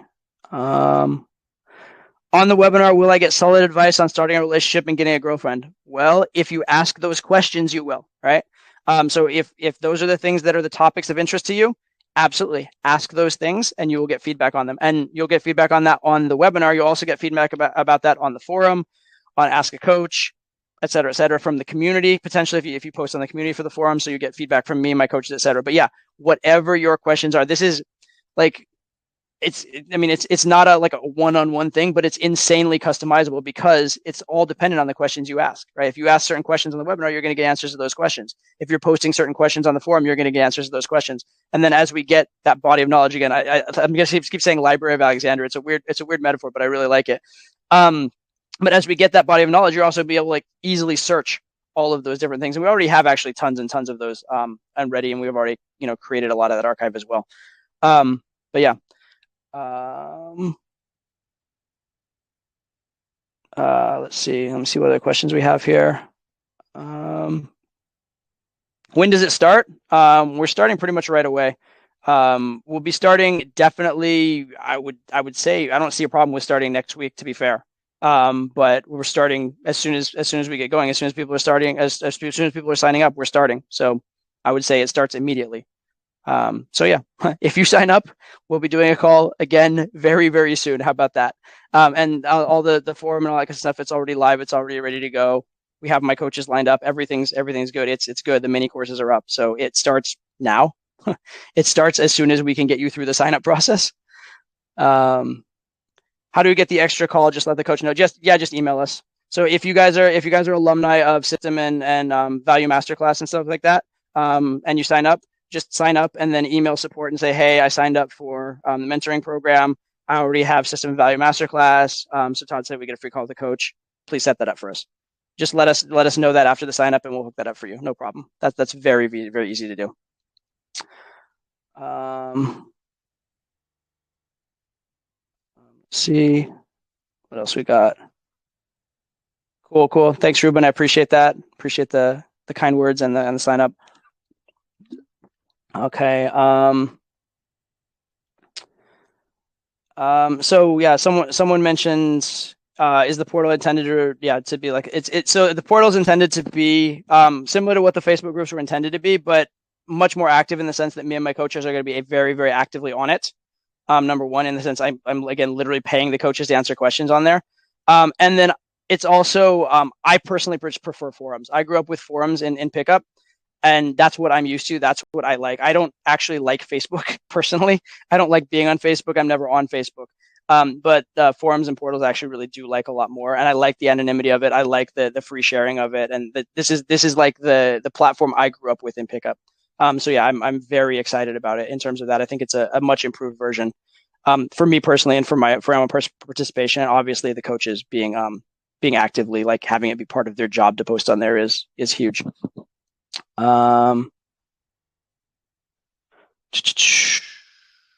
Ask a Coach an online portal or phone communication? It's Ask a Coach is an online portal, so you'll be able to post your questions on it's within the forum. It's like a sub forum, and then you can say, hey, for the coaches. Well, obviously it's for the coaches because it's in that forum. So this is the question, et cetera, et cetera. Here's what I'm curious about. And then we'll be logging in and answering your questions.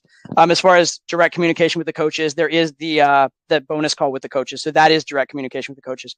But for the Ask a Coach, it will be an online portal. We can't be on call to take your call 24/7. I wish we could do that, but that's not feasible. But if you post on Ask a Coach, you will be getting answers from us. Confirmed first call next weekend. Excuse me, as I said. So that should be pretty straightforward and pretty easy as far as that goes. On monthly subscription, you get charged first of the month or every 30 days after signing up. I don't know. I would have to ask my technical team on that. I assume it's probably 30 days after signing up, but I honestly do not know. In fact, I'm pretty sure it's 30 days after signing up. That makes the most sense to me and seems like the feasible solution and the way it would have to work almost. But I can't be 100%. But if you have a question on that, you can, let us know. Or to be fair, if you have a preference, any of these preference things, just sign up and then tell us your preference. If you want to pay on a certain day, we'll figure it out. These are minor details. These are very easy to fix. Someone says, is there a live chat room where we can make friends? I don't think we don't have a live chat room, but we will be able to have you guys to participate on the forum, meet wings in your area. If you live in any kind of a major city whatsoever, there will be probably wings in your area that you can meet up with, guys you can share information with, etc. This is the forum thing. It's very much like the old school, very, very old school. You guys might not be familiar, but like back in the day, we had the MASF forum. And then I was on, back in the day, a private forum with some of the best guys in game after that. And I know that I was addicted to those things. I was on those all the time because it was the new tip, the new tactic, the new field report from my hero in game, or the guy that was a mentor to me, or the guy I was learning from. That's what I want to make this into. And so, you're obviously going to be sharing ideas, sharing stories, and getting to know each other. That's absolutely what we're going to create. Yeah. And someone said, I got the confirmation from my team. Yeah, it's definitely 30 days after. So it's not first of the month. It'd be every 30 days. No. It's definitely no. You're not billed. You guys, you'll be billed every 30 days. It's not first of the month if you do the monthly option. Okay. So there's two options. Someone says month to month and 12 months. If you go month to month, you can cancel anytime. If you do the 12 months, obviously you're getting a discount, so it's a 12-month thing. As far as just a technical question, with the signups.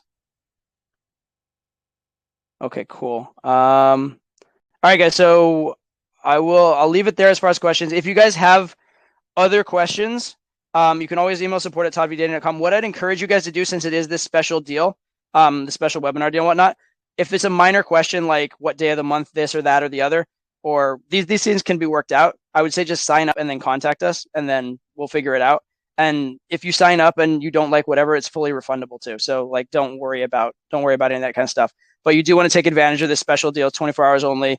And then for the call with the coach, it's within an hour only. So if you're on the fence, sign up and then ask us the question, and we can always refund you, or we can always figure out day of the month, this or that.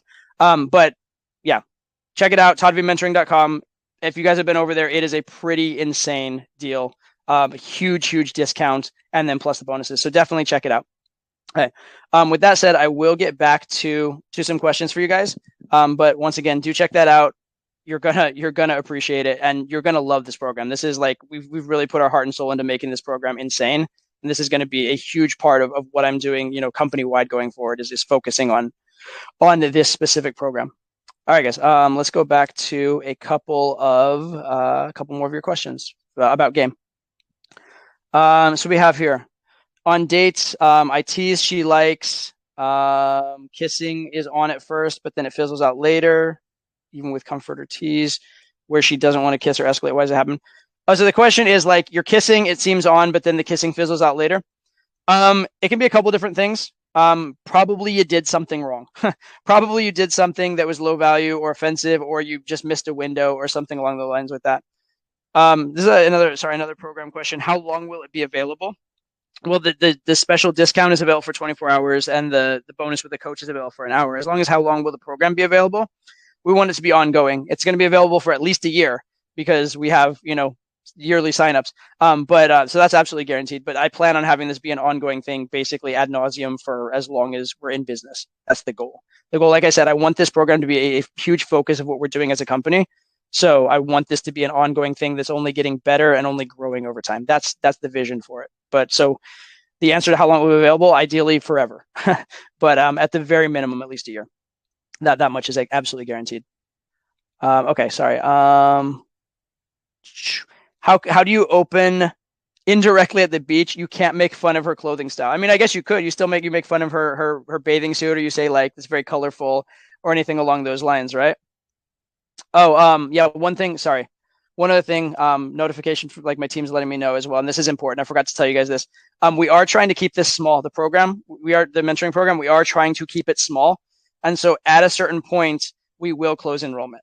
So if it is getting too big, if it's getting to a point, because we're doing, I mean, if we're asking our coaches to answer questions, we're asking me to answer questions personally, we're trying to get like legitimate, like personalized answers to the stuff on the webinars. There is only a certain capacity we can handle. So if we get to that capacity, we will be closing it. So, and I would assume it's more of a win than an if. So do be aware that at some point we will be closing it just for manageability reasons. So worth telling you. Okay. So the beach question, what was it? How to open indirectly at the beach? Well, first of all, there's a lot of indirect openers other than talking about her fashion or style. Number two, there's no reason you can't talk about fashion or style at the beach in the same way that you could somewhere else. Or you could talk about, like, say she's laying on a towel doing something at the beach. You can talk about, where she chose to stay on the beach, or the fact that she's like on her phone at the beach, or there's a million other observations you can make. Like, don't think that like the only way to open in game is to comment on her clothing. That's extremely narrow view of game. Not only are there a lot of openers that don't comment on anything, but also you can comment on a million different things. You can comment on her hairstyle. You can comment on her vibe. You can comment on what she's doing. You can comment on where she is. You can comment on if it's a group of girls, the relationship between the girls or what they're doing. Like, there's a million other comments besides close. And there's also dozens of other opener formats besides commenting on close. So try not to think so narrowly, please. After successful close, how to continue with friends with benefits relationship as opposed to getting intimate or building something more exclusive. There's a lot of answers to this. Part of this has to do with your vibe and how you close in the first place. Did you close in a more playerish way, or do you close in a more kind of like lovey-dovey romantic provider way? The more playerish it is, the more likely you are to be a friends with benefits thing. The less you promised her in terms of material things. If you promised her a good experience and fun, it's a lot easier to be friends with benefits. Whereas if you promised her like living with you and traveling around the world with you, she's going to think it's a lot more exclusive. So those things are definitely going to factor in. From there, it just depends how often you want to contact her. Excuse me. The best way to have any kind of relationship you want to have, instead of having a discussion of it or like trying to get her to logically agree to it, is just start having it. So instead of trying to like have the, hey, let's be friends with benefits conversation, no, just start calling her with the proximity that you would friends with benefits, at the times of day that you would friends with benefits. And then when you hang out, having sex almost every time you hang out, and oftentimes her coming over and you just have sex and she sleeps over and that's it, or she doesn't even sleep over sometimes, whatever. Or even if you do take the girl out occasionally for something nice, maybe have her come over, have sex, and then take her to dinner instead of taking her to dinner before sex. Like, all these different behaviors that you're going to do are the things that are going to make it the friends with benefit relationship, as opposed to the logical provider, intimate, exclusive relationship. But it's not one thing. It's 100 different little things that you do throughout the interaction with her. Let's see. How can I seduce a girl who is working, bartender or waitress? Great question. And very, very common, because a lot of them are hot, right? So I'll do this briefly, but the point is, with a bartender or waitress, you have certain advantages and certain disadvantages. The advantage is she has to talk to you in many cases, and she has to be nice to you. So you can avoid having to open, right? You can orchestrate a situation where she opens you, and you can seem a lot less try hard, and therefore you maintain a bit more value. So that's very, very beneficial. That's probably the biggest thing with a waitress or bartender. Specifically with a waitress bringing food, or a bartender who's coming to your table, the other benefit is that you're going to see her at least twice, right? At least when she takes the order and when she brings the food or drink. With a waitress, especially at a higher end restaurant, you might see her multiple times as she brings multiple courses of food and things like that. So you have the opportunity to not have to close on the first interaction. You can kind of leave an open loop, or you can kind of tease her and let her go away, and then she has to come back. And if you've done it well, oftentimes you tease her as she's leaving, and then she comes back, and she's like over the next 15 minutes been thinking about the answer to your tease, and she comes back and like answers your tease. It's almost like this is a weird reference, but like the George Costanza thing where he gets the jerk store called or whatever. And he like thinks about it and obsesses about it, and he's like, "This is the line I'll say when I hear it next time, right?" Or the ocean. Oh, sorry, the ocean called "They're running out of shrimp" was the line, and then the jerk store called "They're running out of you." Whatever. The point is, she might be ruminating about the line, and then she comes back and she like continues the conversation for you in an ideal scenario. But you have this advantage of, number one, she has to talk to you, and number two, she's going to come back multiple times. Those are your advantages. Your disadvantages are that she's in a situation where it might be hard to close because it's awkward for her. Like it might look weird in front of her coworkers. You're in a situation where you pretty much are not going to pull her. You're probably not pulling her from work, so you pretty much have to take a number and follow up that way. So those are kind of the downsides of it. And you need to orchestrate the close in such a way that it's not awkward for her. And the other potential downside is she might be in work mode in the sense that she's treating you as a customer. So you have to do something to be treated as a man and someone she's interacting with on a friendly way, as opposed to just as a customer. So those are some of the pros and cons. But other than that, game is basically the same. So you want to take advantage of those pros. Make sure you're not opening when you don't have to. You're letting her open and letting her come to you. And you're making the most of the fact she has to come back. But then you want to structure the close in a way that she can actually say yes to it without being slutty or looking awkward at her job. What are the basics of flirting? Do you have a kind of mental model for it? I have so many mental models for flirting, it would make your head spin. I have simple ones, complex ones. I have a million models for flirting. I'll give you the most basic, easy model for flirting that you can use. Okay. And I call it like the 3-step or the 3-level model, right? So there's 3 kinds of things you can say to a girl. 1 is observation, 2 is tease, 3 is flirt.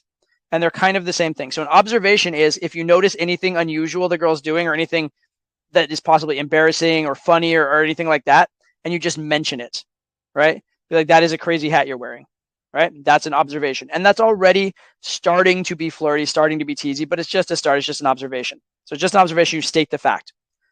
If you then take that observation and reflect how that fact reflects on her, right? That is a crazy hat. I have to question the type of person that would wear that hat.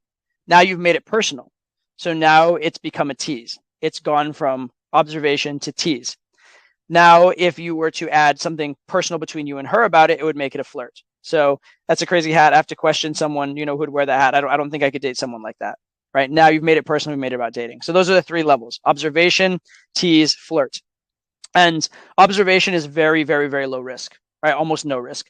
Tease is still very, very low risk. Flirt is a little more risky, but there's reward to it. And the nice thing is, if you've done the observation and went well, you have a window of time to add in the tease free of charge, so to speak, with very little risk, because she just laughed at the observation, so you can continue it. And if you do the tease and that goes well, you have this window to then make it more personal, more intimate, because she's already laughing, she's already enjoyed it, and it's already funny. And so you can escalate up that ladder from observation to tease to flirt very easily. It's an incredibly good low risk way to tease on command whenever you need to. Right? But understand the distinction of observation, tease, flirt. It's a good mental model to have in your head of knowing if you're teasing enough. Because a lot of guys, they think they're teasing being man to woman, and what they're really doing is they're doing just observation, observation, observation, which is better than nothing, but it's not really fully teasing. They're leaving so much of the benefits of teasing on the table and not getting those benefits. Right? So remember that: observation, tease, flirt.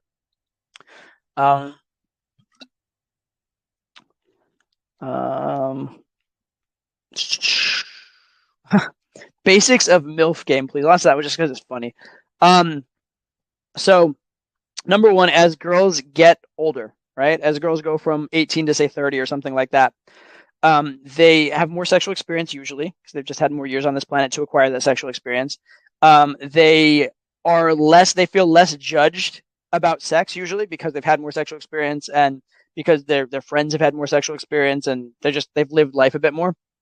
They oftentimes get technically hornier, but they also just have more world experience, and they're maybe looking for slightly different things. So you want to think about with dating older women, what are the things they're looking for? Oftentimes they want a guy who's at least a little bit mature, right? They want a guy who they can look up to and respect, not a guy who is just some little boy, right? They don't want to date a little boy. They want to date a man. So you definitely need to make sure that you're that and being respected, especially if you're younger than them, right? You can absolutely date MILFs if you're younger than them. You can definitely date older women if you're younger than them, but you just need to make sure you're framing it the right way. Because if you're seen as the little boy, it's probably not going to work.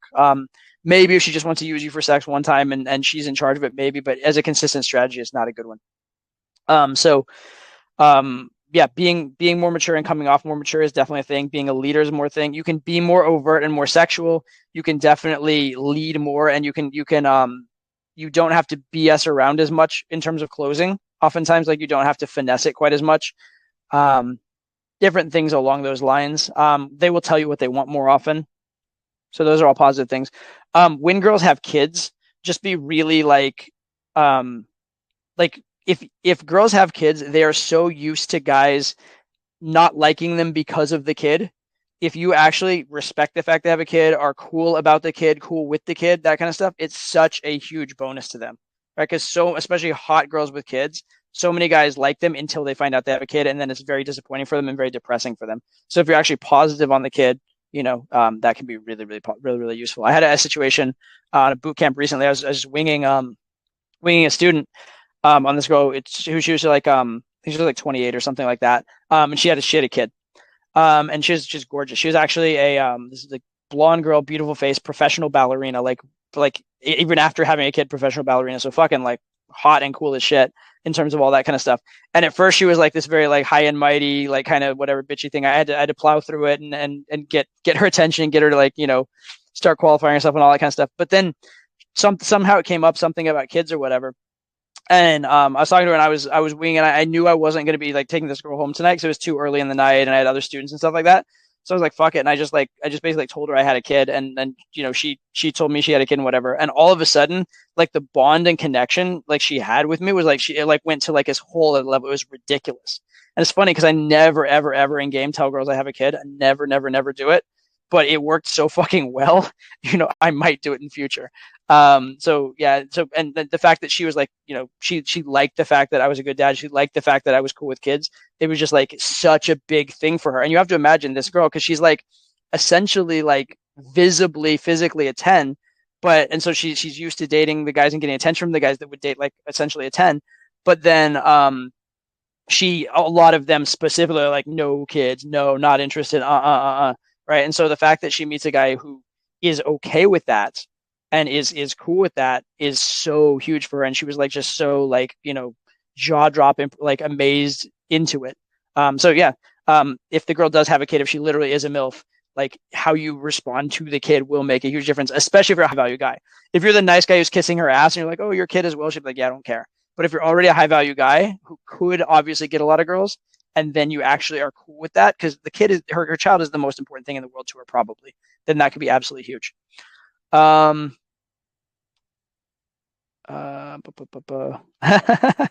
says some of these kids would miss their kid's birthday just to be with a high value guy. Yeah, they probably would too. But most of them, most moms would put their kid ahead of anything else. Even the irresponsible ones, even the ones who aren't good moms in a lot of ways, emotionally they are very, very tied to their kids. So it's a good idea to tell the girl that I'm in an open relationship. It might show higher value, but also be problematic. I probably would not bring it up before sex. If you're in an open relationship, you probably have no obligation to bring it up before sex because you're allowed to have sex.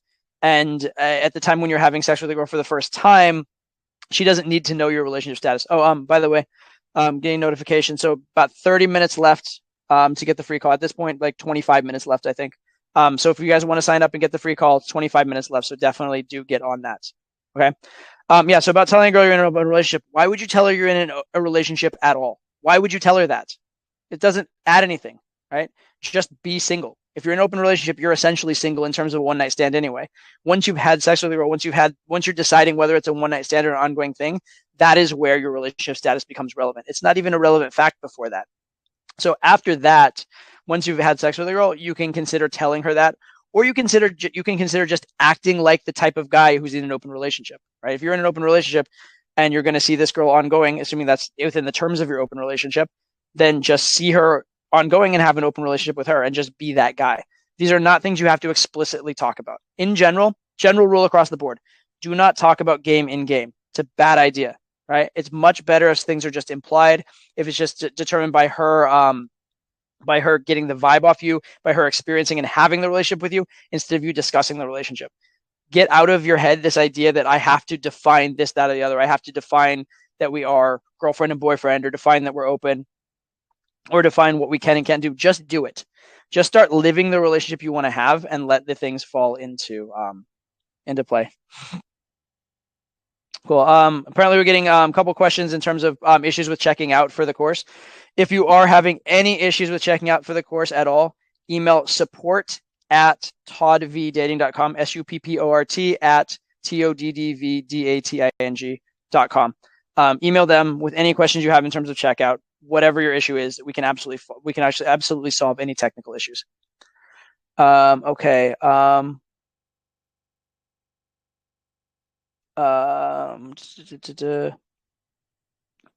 Someone said, let's see. So someone, here's interesting. He said, do you get the free plan on the monthly membership as well? No, we can't do that because the call is worth more than the monthly membership. And so it's too exploitable. But then the second question here, can you sign up for the month plan and then so you can get the deal and then convert because you don't have your credit card and then convert to the yearly one afterwards? Yeah, we can work something out with you. Just contact us and just tell us that's your intention. Contact support and we'll work with you. If you have intentions like that, or if you have a situation where your credit card's coming available, you need to pay this and that. Any kind of arrangements, any kind of special stuff like that, email support@toddvdating.com. Okay? Any specifics, we'll handle that kind of shit. Okay. And with that stuff. However, okay, hang on. Okay, absolutely not. Okay. Okay, next question. Sorry.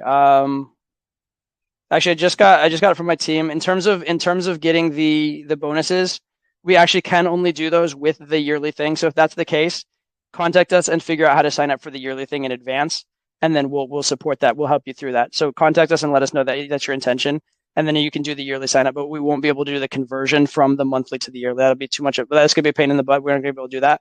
But you can do the yearly, and then and just let us know. Okay? Yeah. Just talk to support. The answer for any technical thing. Talk to support. Okay. Let's see. How do you approach a nightclub? Do you start with close proximity right off the open? Are you short with your words? So in nightclub game is the same as any other game, like loud nightclub game, except that number one, you have to be louder. And number two, you speak in sound bites. So instead of I can't decide if you are really, really cool and this like sweet Southern girl, or if you're this pain in the ass, whatever. That's really long, right? In nightclub game, can't decide if you're cool or a pain in the ass. Keep it to sound bites, right? Or like, there's one thing I like about you that's this, and there's another thing I like about it is this. In nightclub game, can't decide if I love you or hate you. Or I kind of love you and I kind of hate you, right? Keep it to sound bites. Just keep it to the emotionally relevant, hard-hitting bits. And then to have that real deeper conversation, what you're going to want to do is take her to a quieter area in the club. So once you've spiked attraction with these specific bits, right? Once you've spiked attraction with, a specific tease or specific like punchy material, and it's gotten to that point where there is attraction, but it's too superficial. Be like, hey, listen, I can barely hear you here. Let's go over here. You use that leverage to get her to a quieter place, and that's when you have the real conversation. Don't try and have an in-depth conversation in the loud nightclub where you can barely hear her and where you're missing half of her words. Okay. One fun technique, by the way, I'll mention this. It came up last night. I was talking to my student about it because we're in. It wasn't even that loud of a place, but they thought it was loud. If one technique you can use in a loud nightclub that's brilliant is there's this idea of misinterpretation in game, which is you misunderstand what they said. In nightclub game, you can mishear what they said, right? So if she says something about like she, going to go to her hotel and do something or another, be like, oh, wow, you want to take me to your hotel, right? That kind of thing. Or you say, whoa, did you just ask me to come to your hotel? Right? You're not even misinterpreting like what she said. You're actually acting like she actually literally said something different than what she said. And it actually can work because it's very plausible you misheard her. And she's like, no, that's not what I said, whatever. And she's going to start qualifying very, very quickly. It's an incredibly useful technique to just act like you said something similar to what she said, but not actually what she said. It's super, super useful. Okay, let's see. Next question. What are some good ways for building comfort? I mean, I'll portray value, but I'm getting turned down on the number you believe because of lack of comfort. If you're getting turned down on the number, it's not because of lack of comfort. It might be because of lack of getting her to qualify to you, which is the start, that transition between value and comfort. But lack of comfort per se, like the get to know you comfort or the intimacy comfort and that kind of stuff, that shouldn't be making you get turned down on the number. If you have high value enough, you're in the right frame, she's actively qualifying herself to you, you don't need that value to get the number. Now, the value will help the number be solid.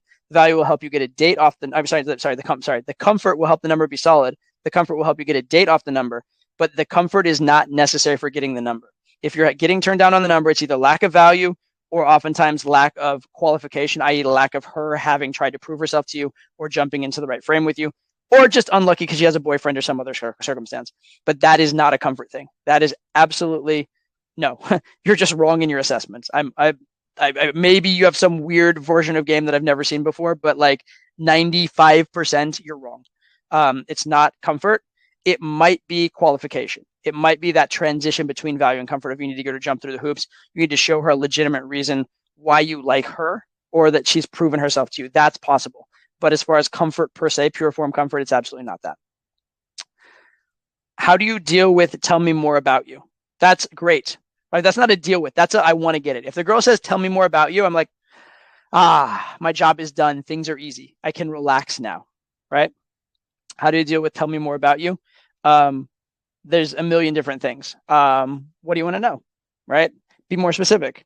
Or be like, I'm flattered that you're taking an interest. Thank you. Right? Or be like, oh, somebody likes me. This is so cute. Okay, what would you like to know? Right? Something like that. But what would you like to know is fine. Your girl asking you questions is great.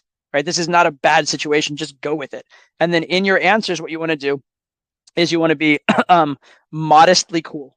So you want your answers themselves, the facts of your answers, to be cool, high value facts, but you want your portrayal of them, the way that you're saying them, the way that you're giving them, to act like you're like shy or embarrassed about it, or like you're just whatever, it's no big deal. Like you're very blasé about it. Like you're not trying to say these cool things, but she asked you the question. And that's why questions are so good, by the way.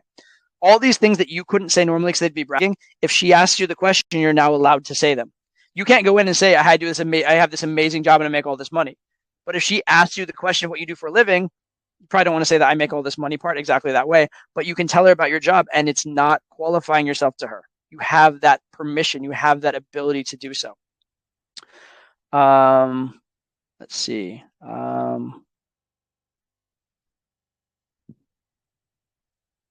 Let's see. There's some of these questions that are way too general. How do I get better at conversation with girls? Join the mentorship program, because literally that's how do I get better at game, right? It's like how just anything that's how do I do game, right? That's such a broad question. How do I get better at conversation with girls? Practice, feedback. Work on your general conversational skills. Work on your storytelling. Practice storytelling. You can practice teasing on your own, but the best way to get better at conversation with girls is have lots of conversations with girls, right? I remember it's funny the memories as a kid that stand out to you. I remember this thing when I was in high school soccer, and I talked to my coach about what I could do to be a better player and stuff like that. He said, I could work on my speed, and I said, well, how do I do that? He said, run fast. And I was like, that's dumb. What do you mean? Like run, like he's like, no, I don't mean like go run fast right this second, like on the field in this moment. He meant go to the track and take time to specifically run fast, right? If you want to work on your sprinting, sprint.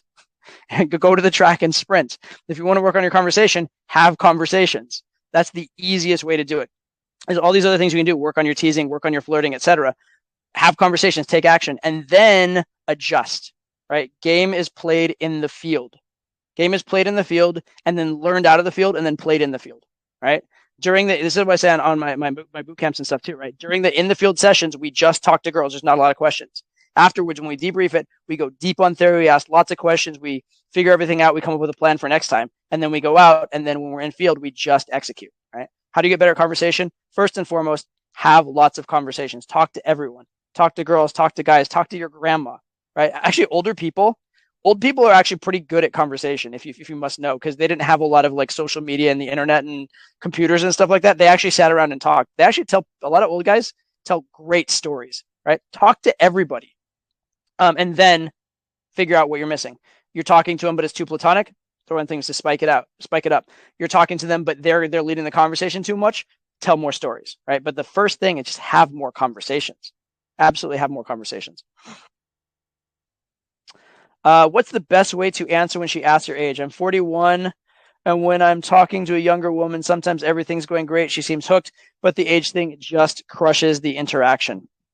So there are a few different things you can do here. I actually did a video on this, so that's answered longer in a video. But essentially, you need to decide what the girl's really asking and how into you the girl really is. Oftentimes, she doesn't care. Oftentimes, she likes you and she's curious, and whatever you say will be fine. And just giving the honest answer and not trying to be cute about it, not trying to hide it, and just owning it is fine. I'm 39, so I'm almost 41, similar kind of age to you. And I pretty much the vast majority of the time, probably 90+% of the time when they ask my age, I just tell them, right? Sometimes, actually, to be fair, if I'm by myself, I pretty much almost 100% of the time just tell them. The only time I really lie about my age personally is if I'm winging someone else. Like if I'm winging a student who is a much different age than me, and I don't want my age to reflect on him and his set, I will lie for his benefit. But for myself, I don't lie about my age because I pretty much just own it and say it. I might tease them or ask them for a guess, and then like give them shit about it a little bit, and then tell them. But I'm pretty much straightforward and honest about it. Because in general, if you're already having good interaction, they're asking about your age, they already like you, and it's not a big deal, right? If you specifically think that they might have an objection to it, or they might be thinking about it in a particular way, or they might be insecure, they're too young, you might tease them about that, and then eventually, after you've kind of like let them know that it's not a big deal and you don't judge, then you can tell them your age. But I'm not a big fan of lying in general. You can. And I have in the past, and it's fine. Within the scope of if you're just going to have a one night stand and you're not planning on having a relationship, it's not probably that big of a deal because you're just promising the experience and you're still giving them the experience. But if you're thinking about maybe seeing this girl after a one night stand, you really want to start off that like the first night you met her, you lied to her.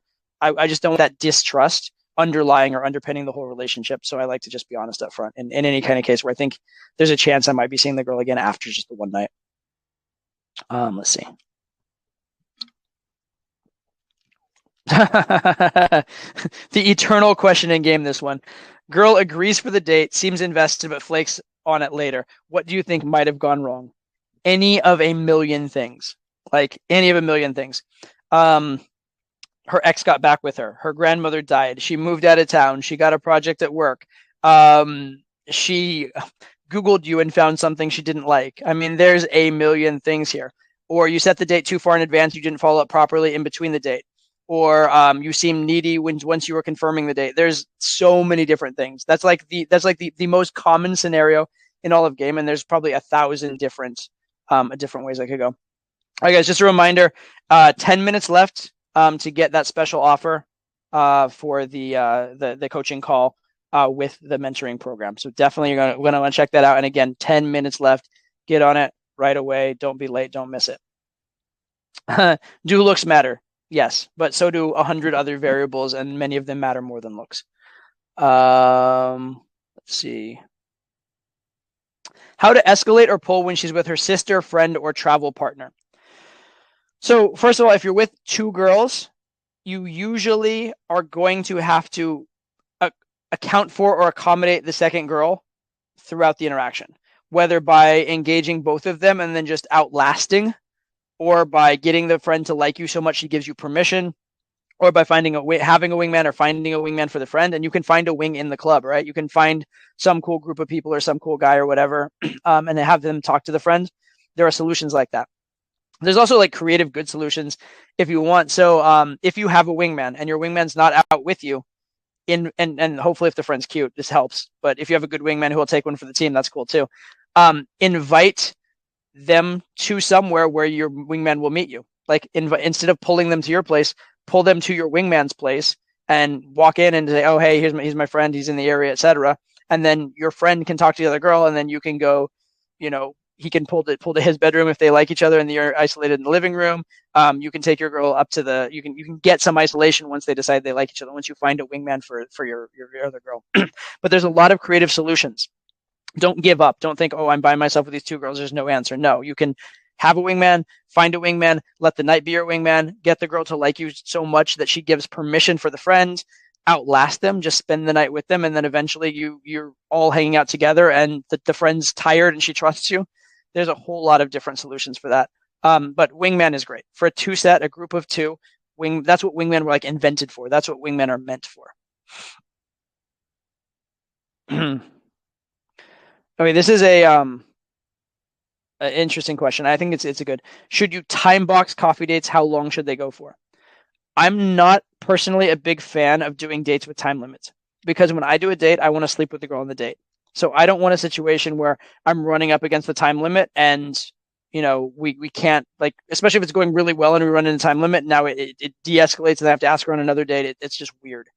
If I have a date where there is a set period of time and it's not possible for it to go anywhere, oftentimes I will actually just turn down the date, or I'll just say reschedule. I'll be like, hey, listen, it sounds like you're actually kind of busy that day. Let's just do a different day instead. What's the rest of your schedule look like?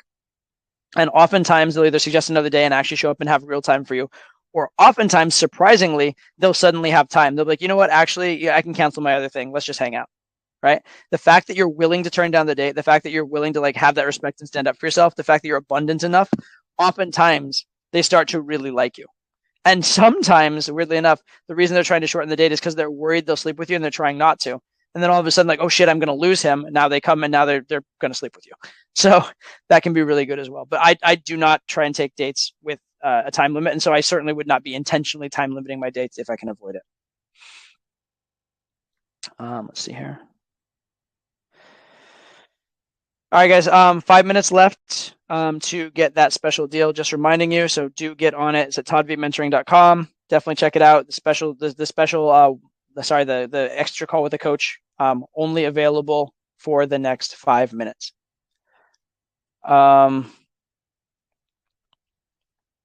What's the best method for a last minute Hail Mary approach, i.e. attend walking out or passing by? First of all, try not to start your approach by thinking it's a Hail Mary. That is a terrible mentality, right? Just because a girl's walking, what makes this a Hail Mary? All you have to do is get her to stop, and then it's a normal approach. Okay, so if you're looking at the open as a Hail Mary, that's a huge problem. If you are heavily time constrained on your approach, use the time constraint to your benefit as opposed to your detriment. Like if you know that the approach can only last 30 seconds for whatever reason, lean heavily on it. I'd open with the time constraint. Like, hey, listen, I have no business. I have to leave in like 30 seconds, but really fast before I go, I was just super curious, et cetera, et cetera. And, just try and just utilize that time constraint. Utilize the fact that you're going as a reason why she's not staying very long. Utilize the fact that you're going as scarcity, right? As the fact that like, because you are not going to be there 30 seconds from now, if she doesn't act now, she could lose it. Those kind of things are very, very useful in that context. Right. So I'd lean very heavily on it. And then you're not going to be able to do deep qualification. You're not going to be able to build a lot of comfort. And so I will do sort of this, I'll just acknowledge or narrate the situation, be like, listen, it sucks that like we're both attractive, cool people and we know like nothing about each other. I wish we could like hang out for 10, 20 minutes and I could get to know you and know if I genuinely like you. But as is, we just got to, we got to just guess. So tell me one thing about yourself really fast, just so I can be not totally superficial. To tell you one thing, you're like, okay, yeah, you seem all right. I guess I'll take your number. Right. And then you're like, I unfortunately have to go. I would love to stay and talk to you more and actually find out, but I guess we'll have to do it over a drink. Yeah. What's your number? Something like that. Somebody said mother-daughter sets. Mother-daughter sets are not as hard as you think. Mothers are just older women. That's it. And actually, they're older women who want the best for their daughter. So if the mother likes you, if the mother thinks you're cool and is attracted to you, would she not want her daughter to be with you? Right? Why wouldn't she? If she wants you in her gene pool for her, why wouldn't she want you in the gene pool for the daughter? So it's actually really, really easy that way. What you do, you're very, very friendly with the mother, very cool with the mother, and then you tease the daughter and kind of work it that way. And you can even like, there's a lot of like, I love to be like, Mom, I love your work, but I bet she was a pain in the grass growing up, wasn't she? I bet, or like you can like the girl, you can say, hey, no, hey, the grown-ups are talking here, right? There's all kinds of stuff you can do that's super fun and super funny in those mother-daughter sets. All right, guys. So just again, a quick reminder, the mentorship program, the special offer, the 1 hour offer is ending basically now in the next couple minutes. You want to jump on that like right now. Just a quick reminder, refresher, what is, included in the course for you guys. Number one, it's the ongoing interaction with me. Get those ongoing calls, the weekly calls, weekly webinars with me, which are going to be, again, much smaller, more intimate than this one. Ask your question, get your answer in real time throughout the year as you're going through your sticking points. I'm going to get that real interaction with my coaches, the Ask a Coach forum, where my coaches will literally be answering your questions as part of their job. All right. Plus the forum in general, the community in general.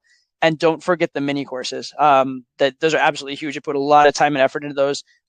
Day game mini course, night game mini course, online dating mini course, the pulling masterclass, all those different areas of game that are absolutely critical. Going to help you out that, plus the archive. So it really is the most holistic approach I could give to helping you guys out on an ongoing basis. Definitely check it out. If you haven't gone over to Todd Mentoring because you're like focused on the webinar, go check it out right now, because the special offer is ending very, very soon. Check it out. And I really, really hope to see you guys there. Hope to be getting lots and lots more of your questions, getting to know you guys through the forums, different kinds of stuff like that. I'm really, really excited about it. I can't tell you guys how excited I am about the forum. It may sound nerdy and weird, but like I grew up with the pickup forums, and I missed that shit. So that I'm very excited about that, as well as obviously the calls with you guys are going to be absolutely amazing, and I'm looking forward to all of it. So with that said, check it out, toddvmentoring.com. Thank you so much for tuning into this call. I hope you enjoyed the answer. I hope you learned a lot. And I will talk to you guys all very, very soon, one way or another. And again, check it out. Hopefully I'll see you there.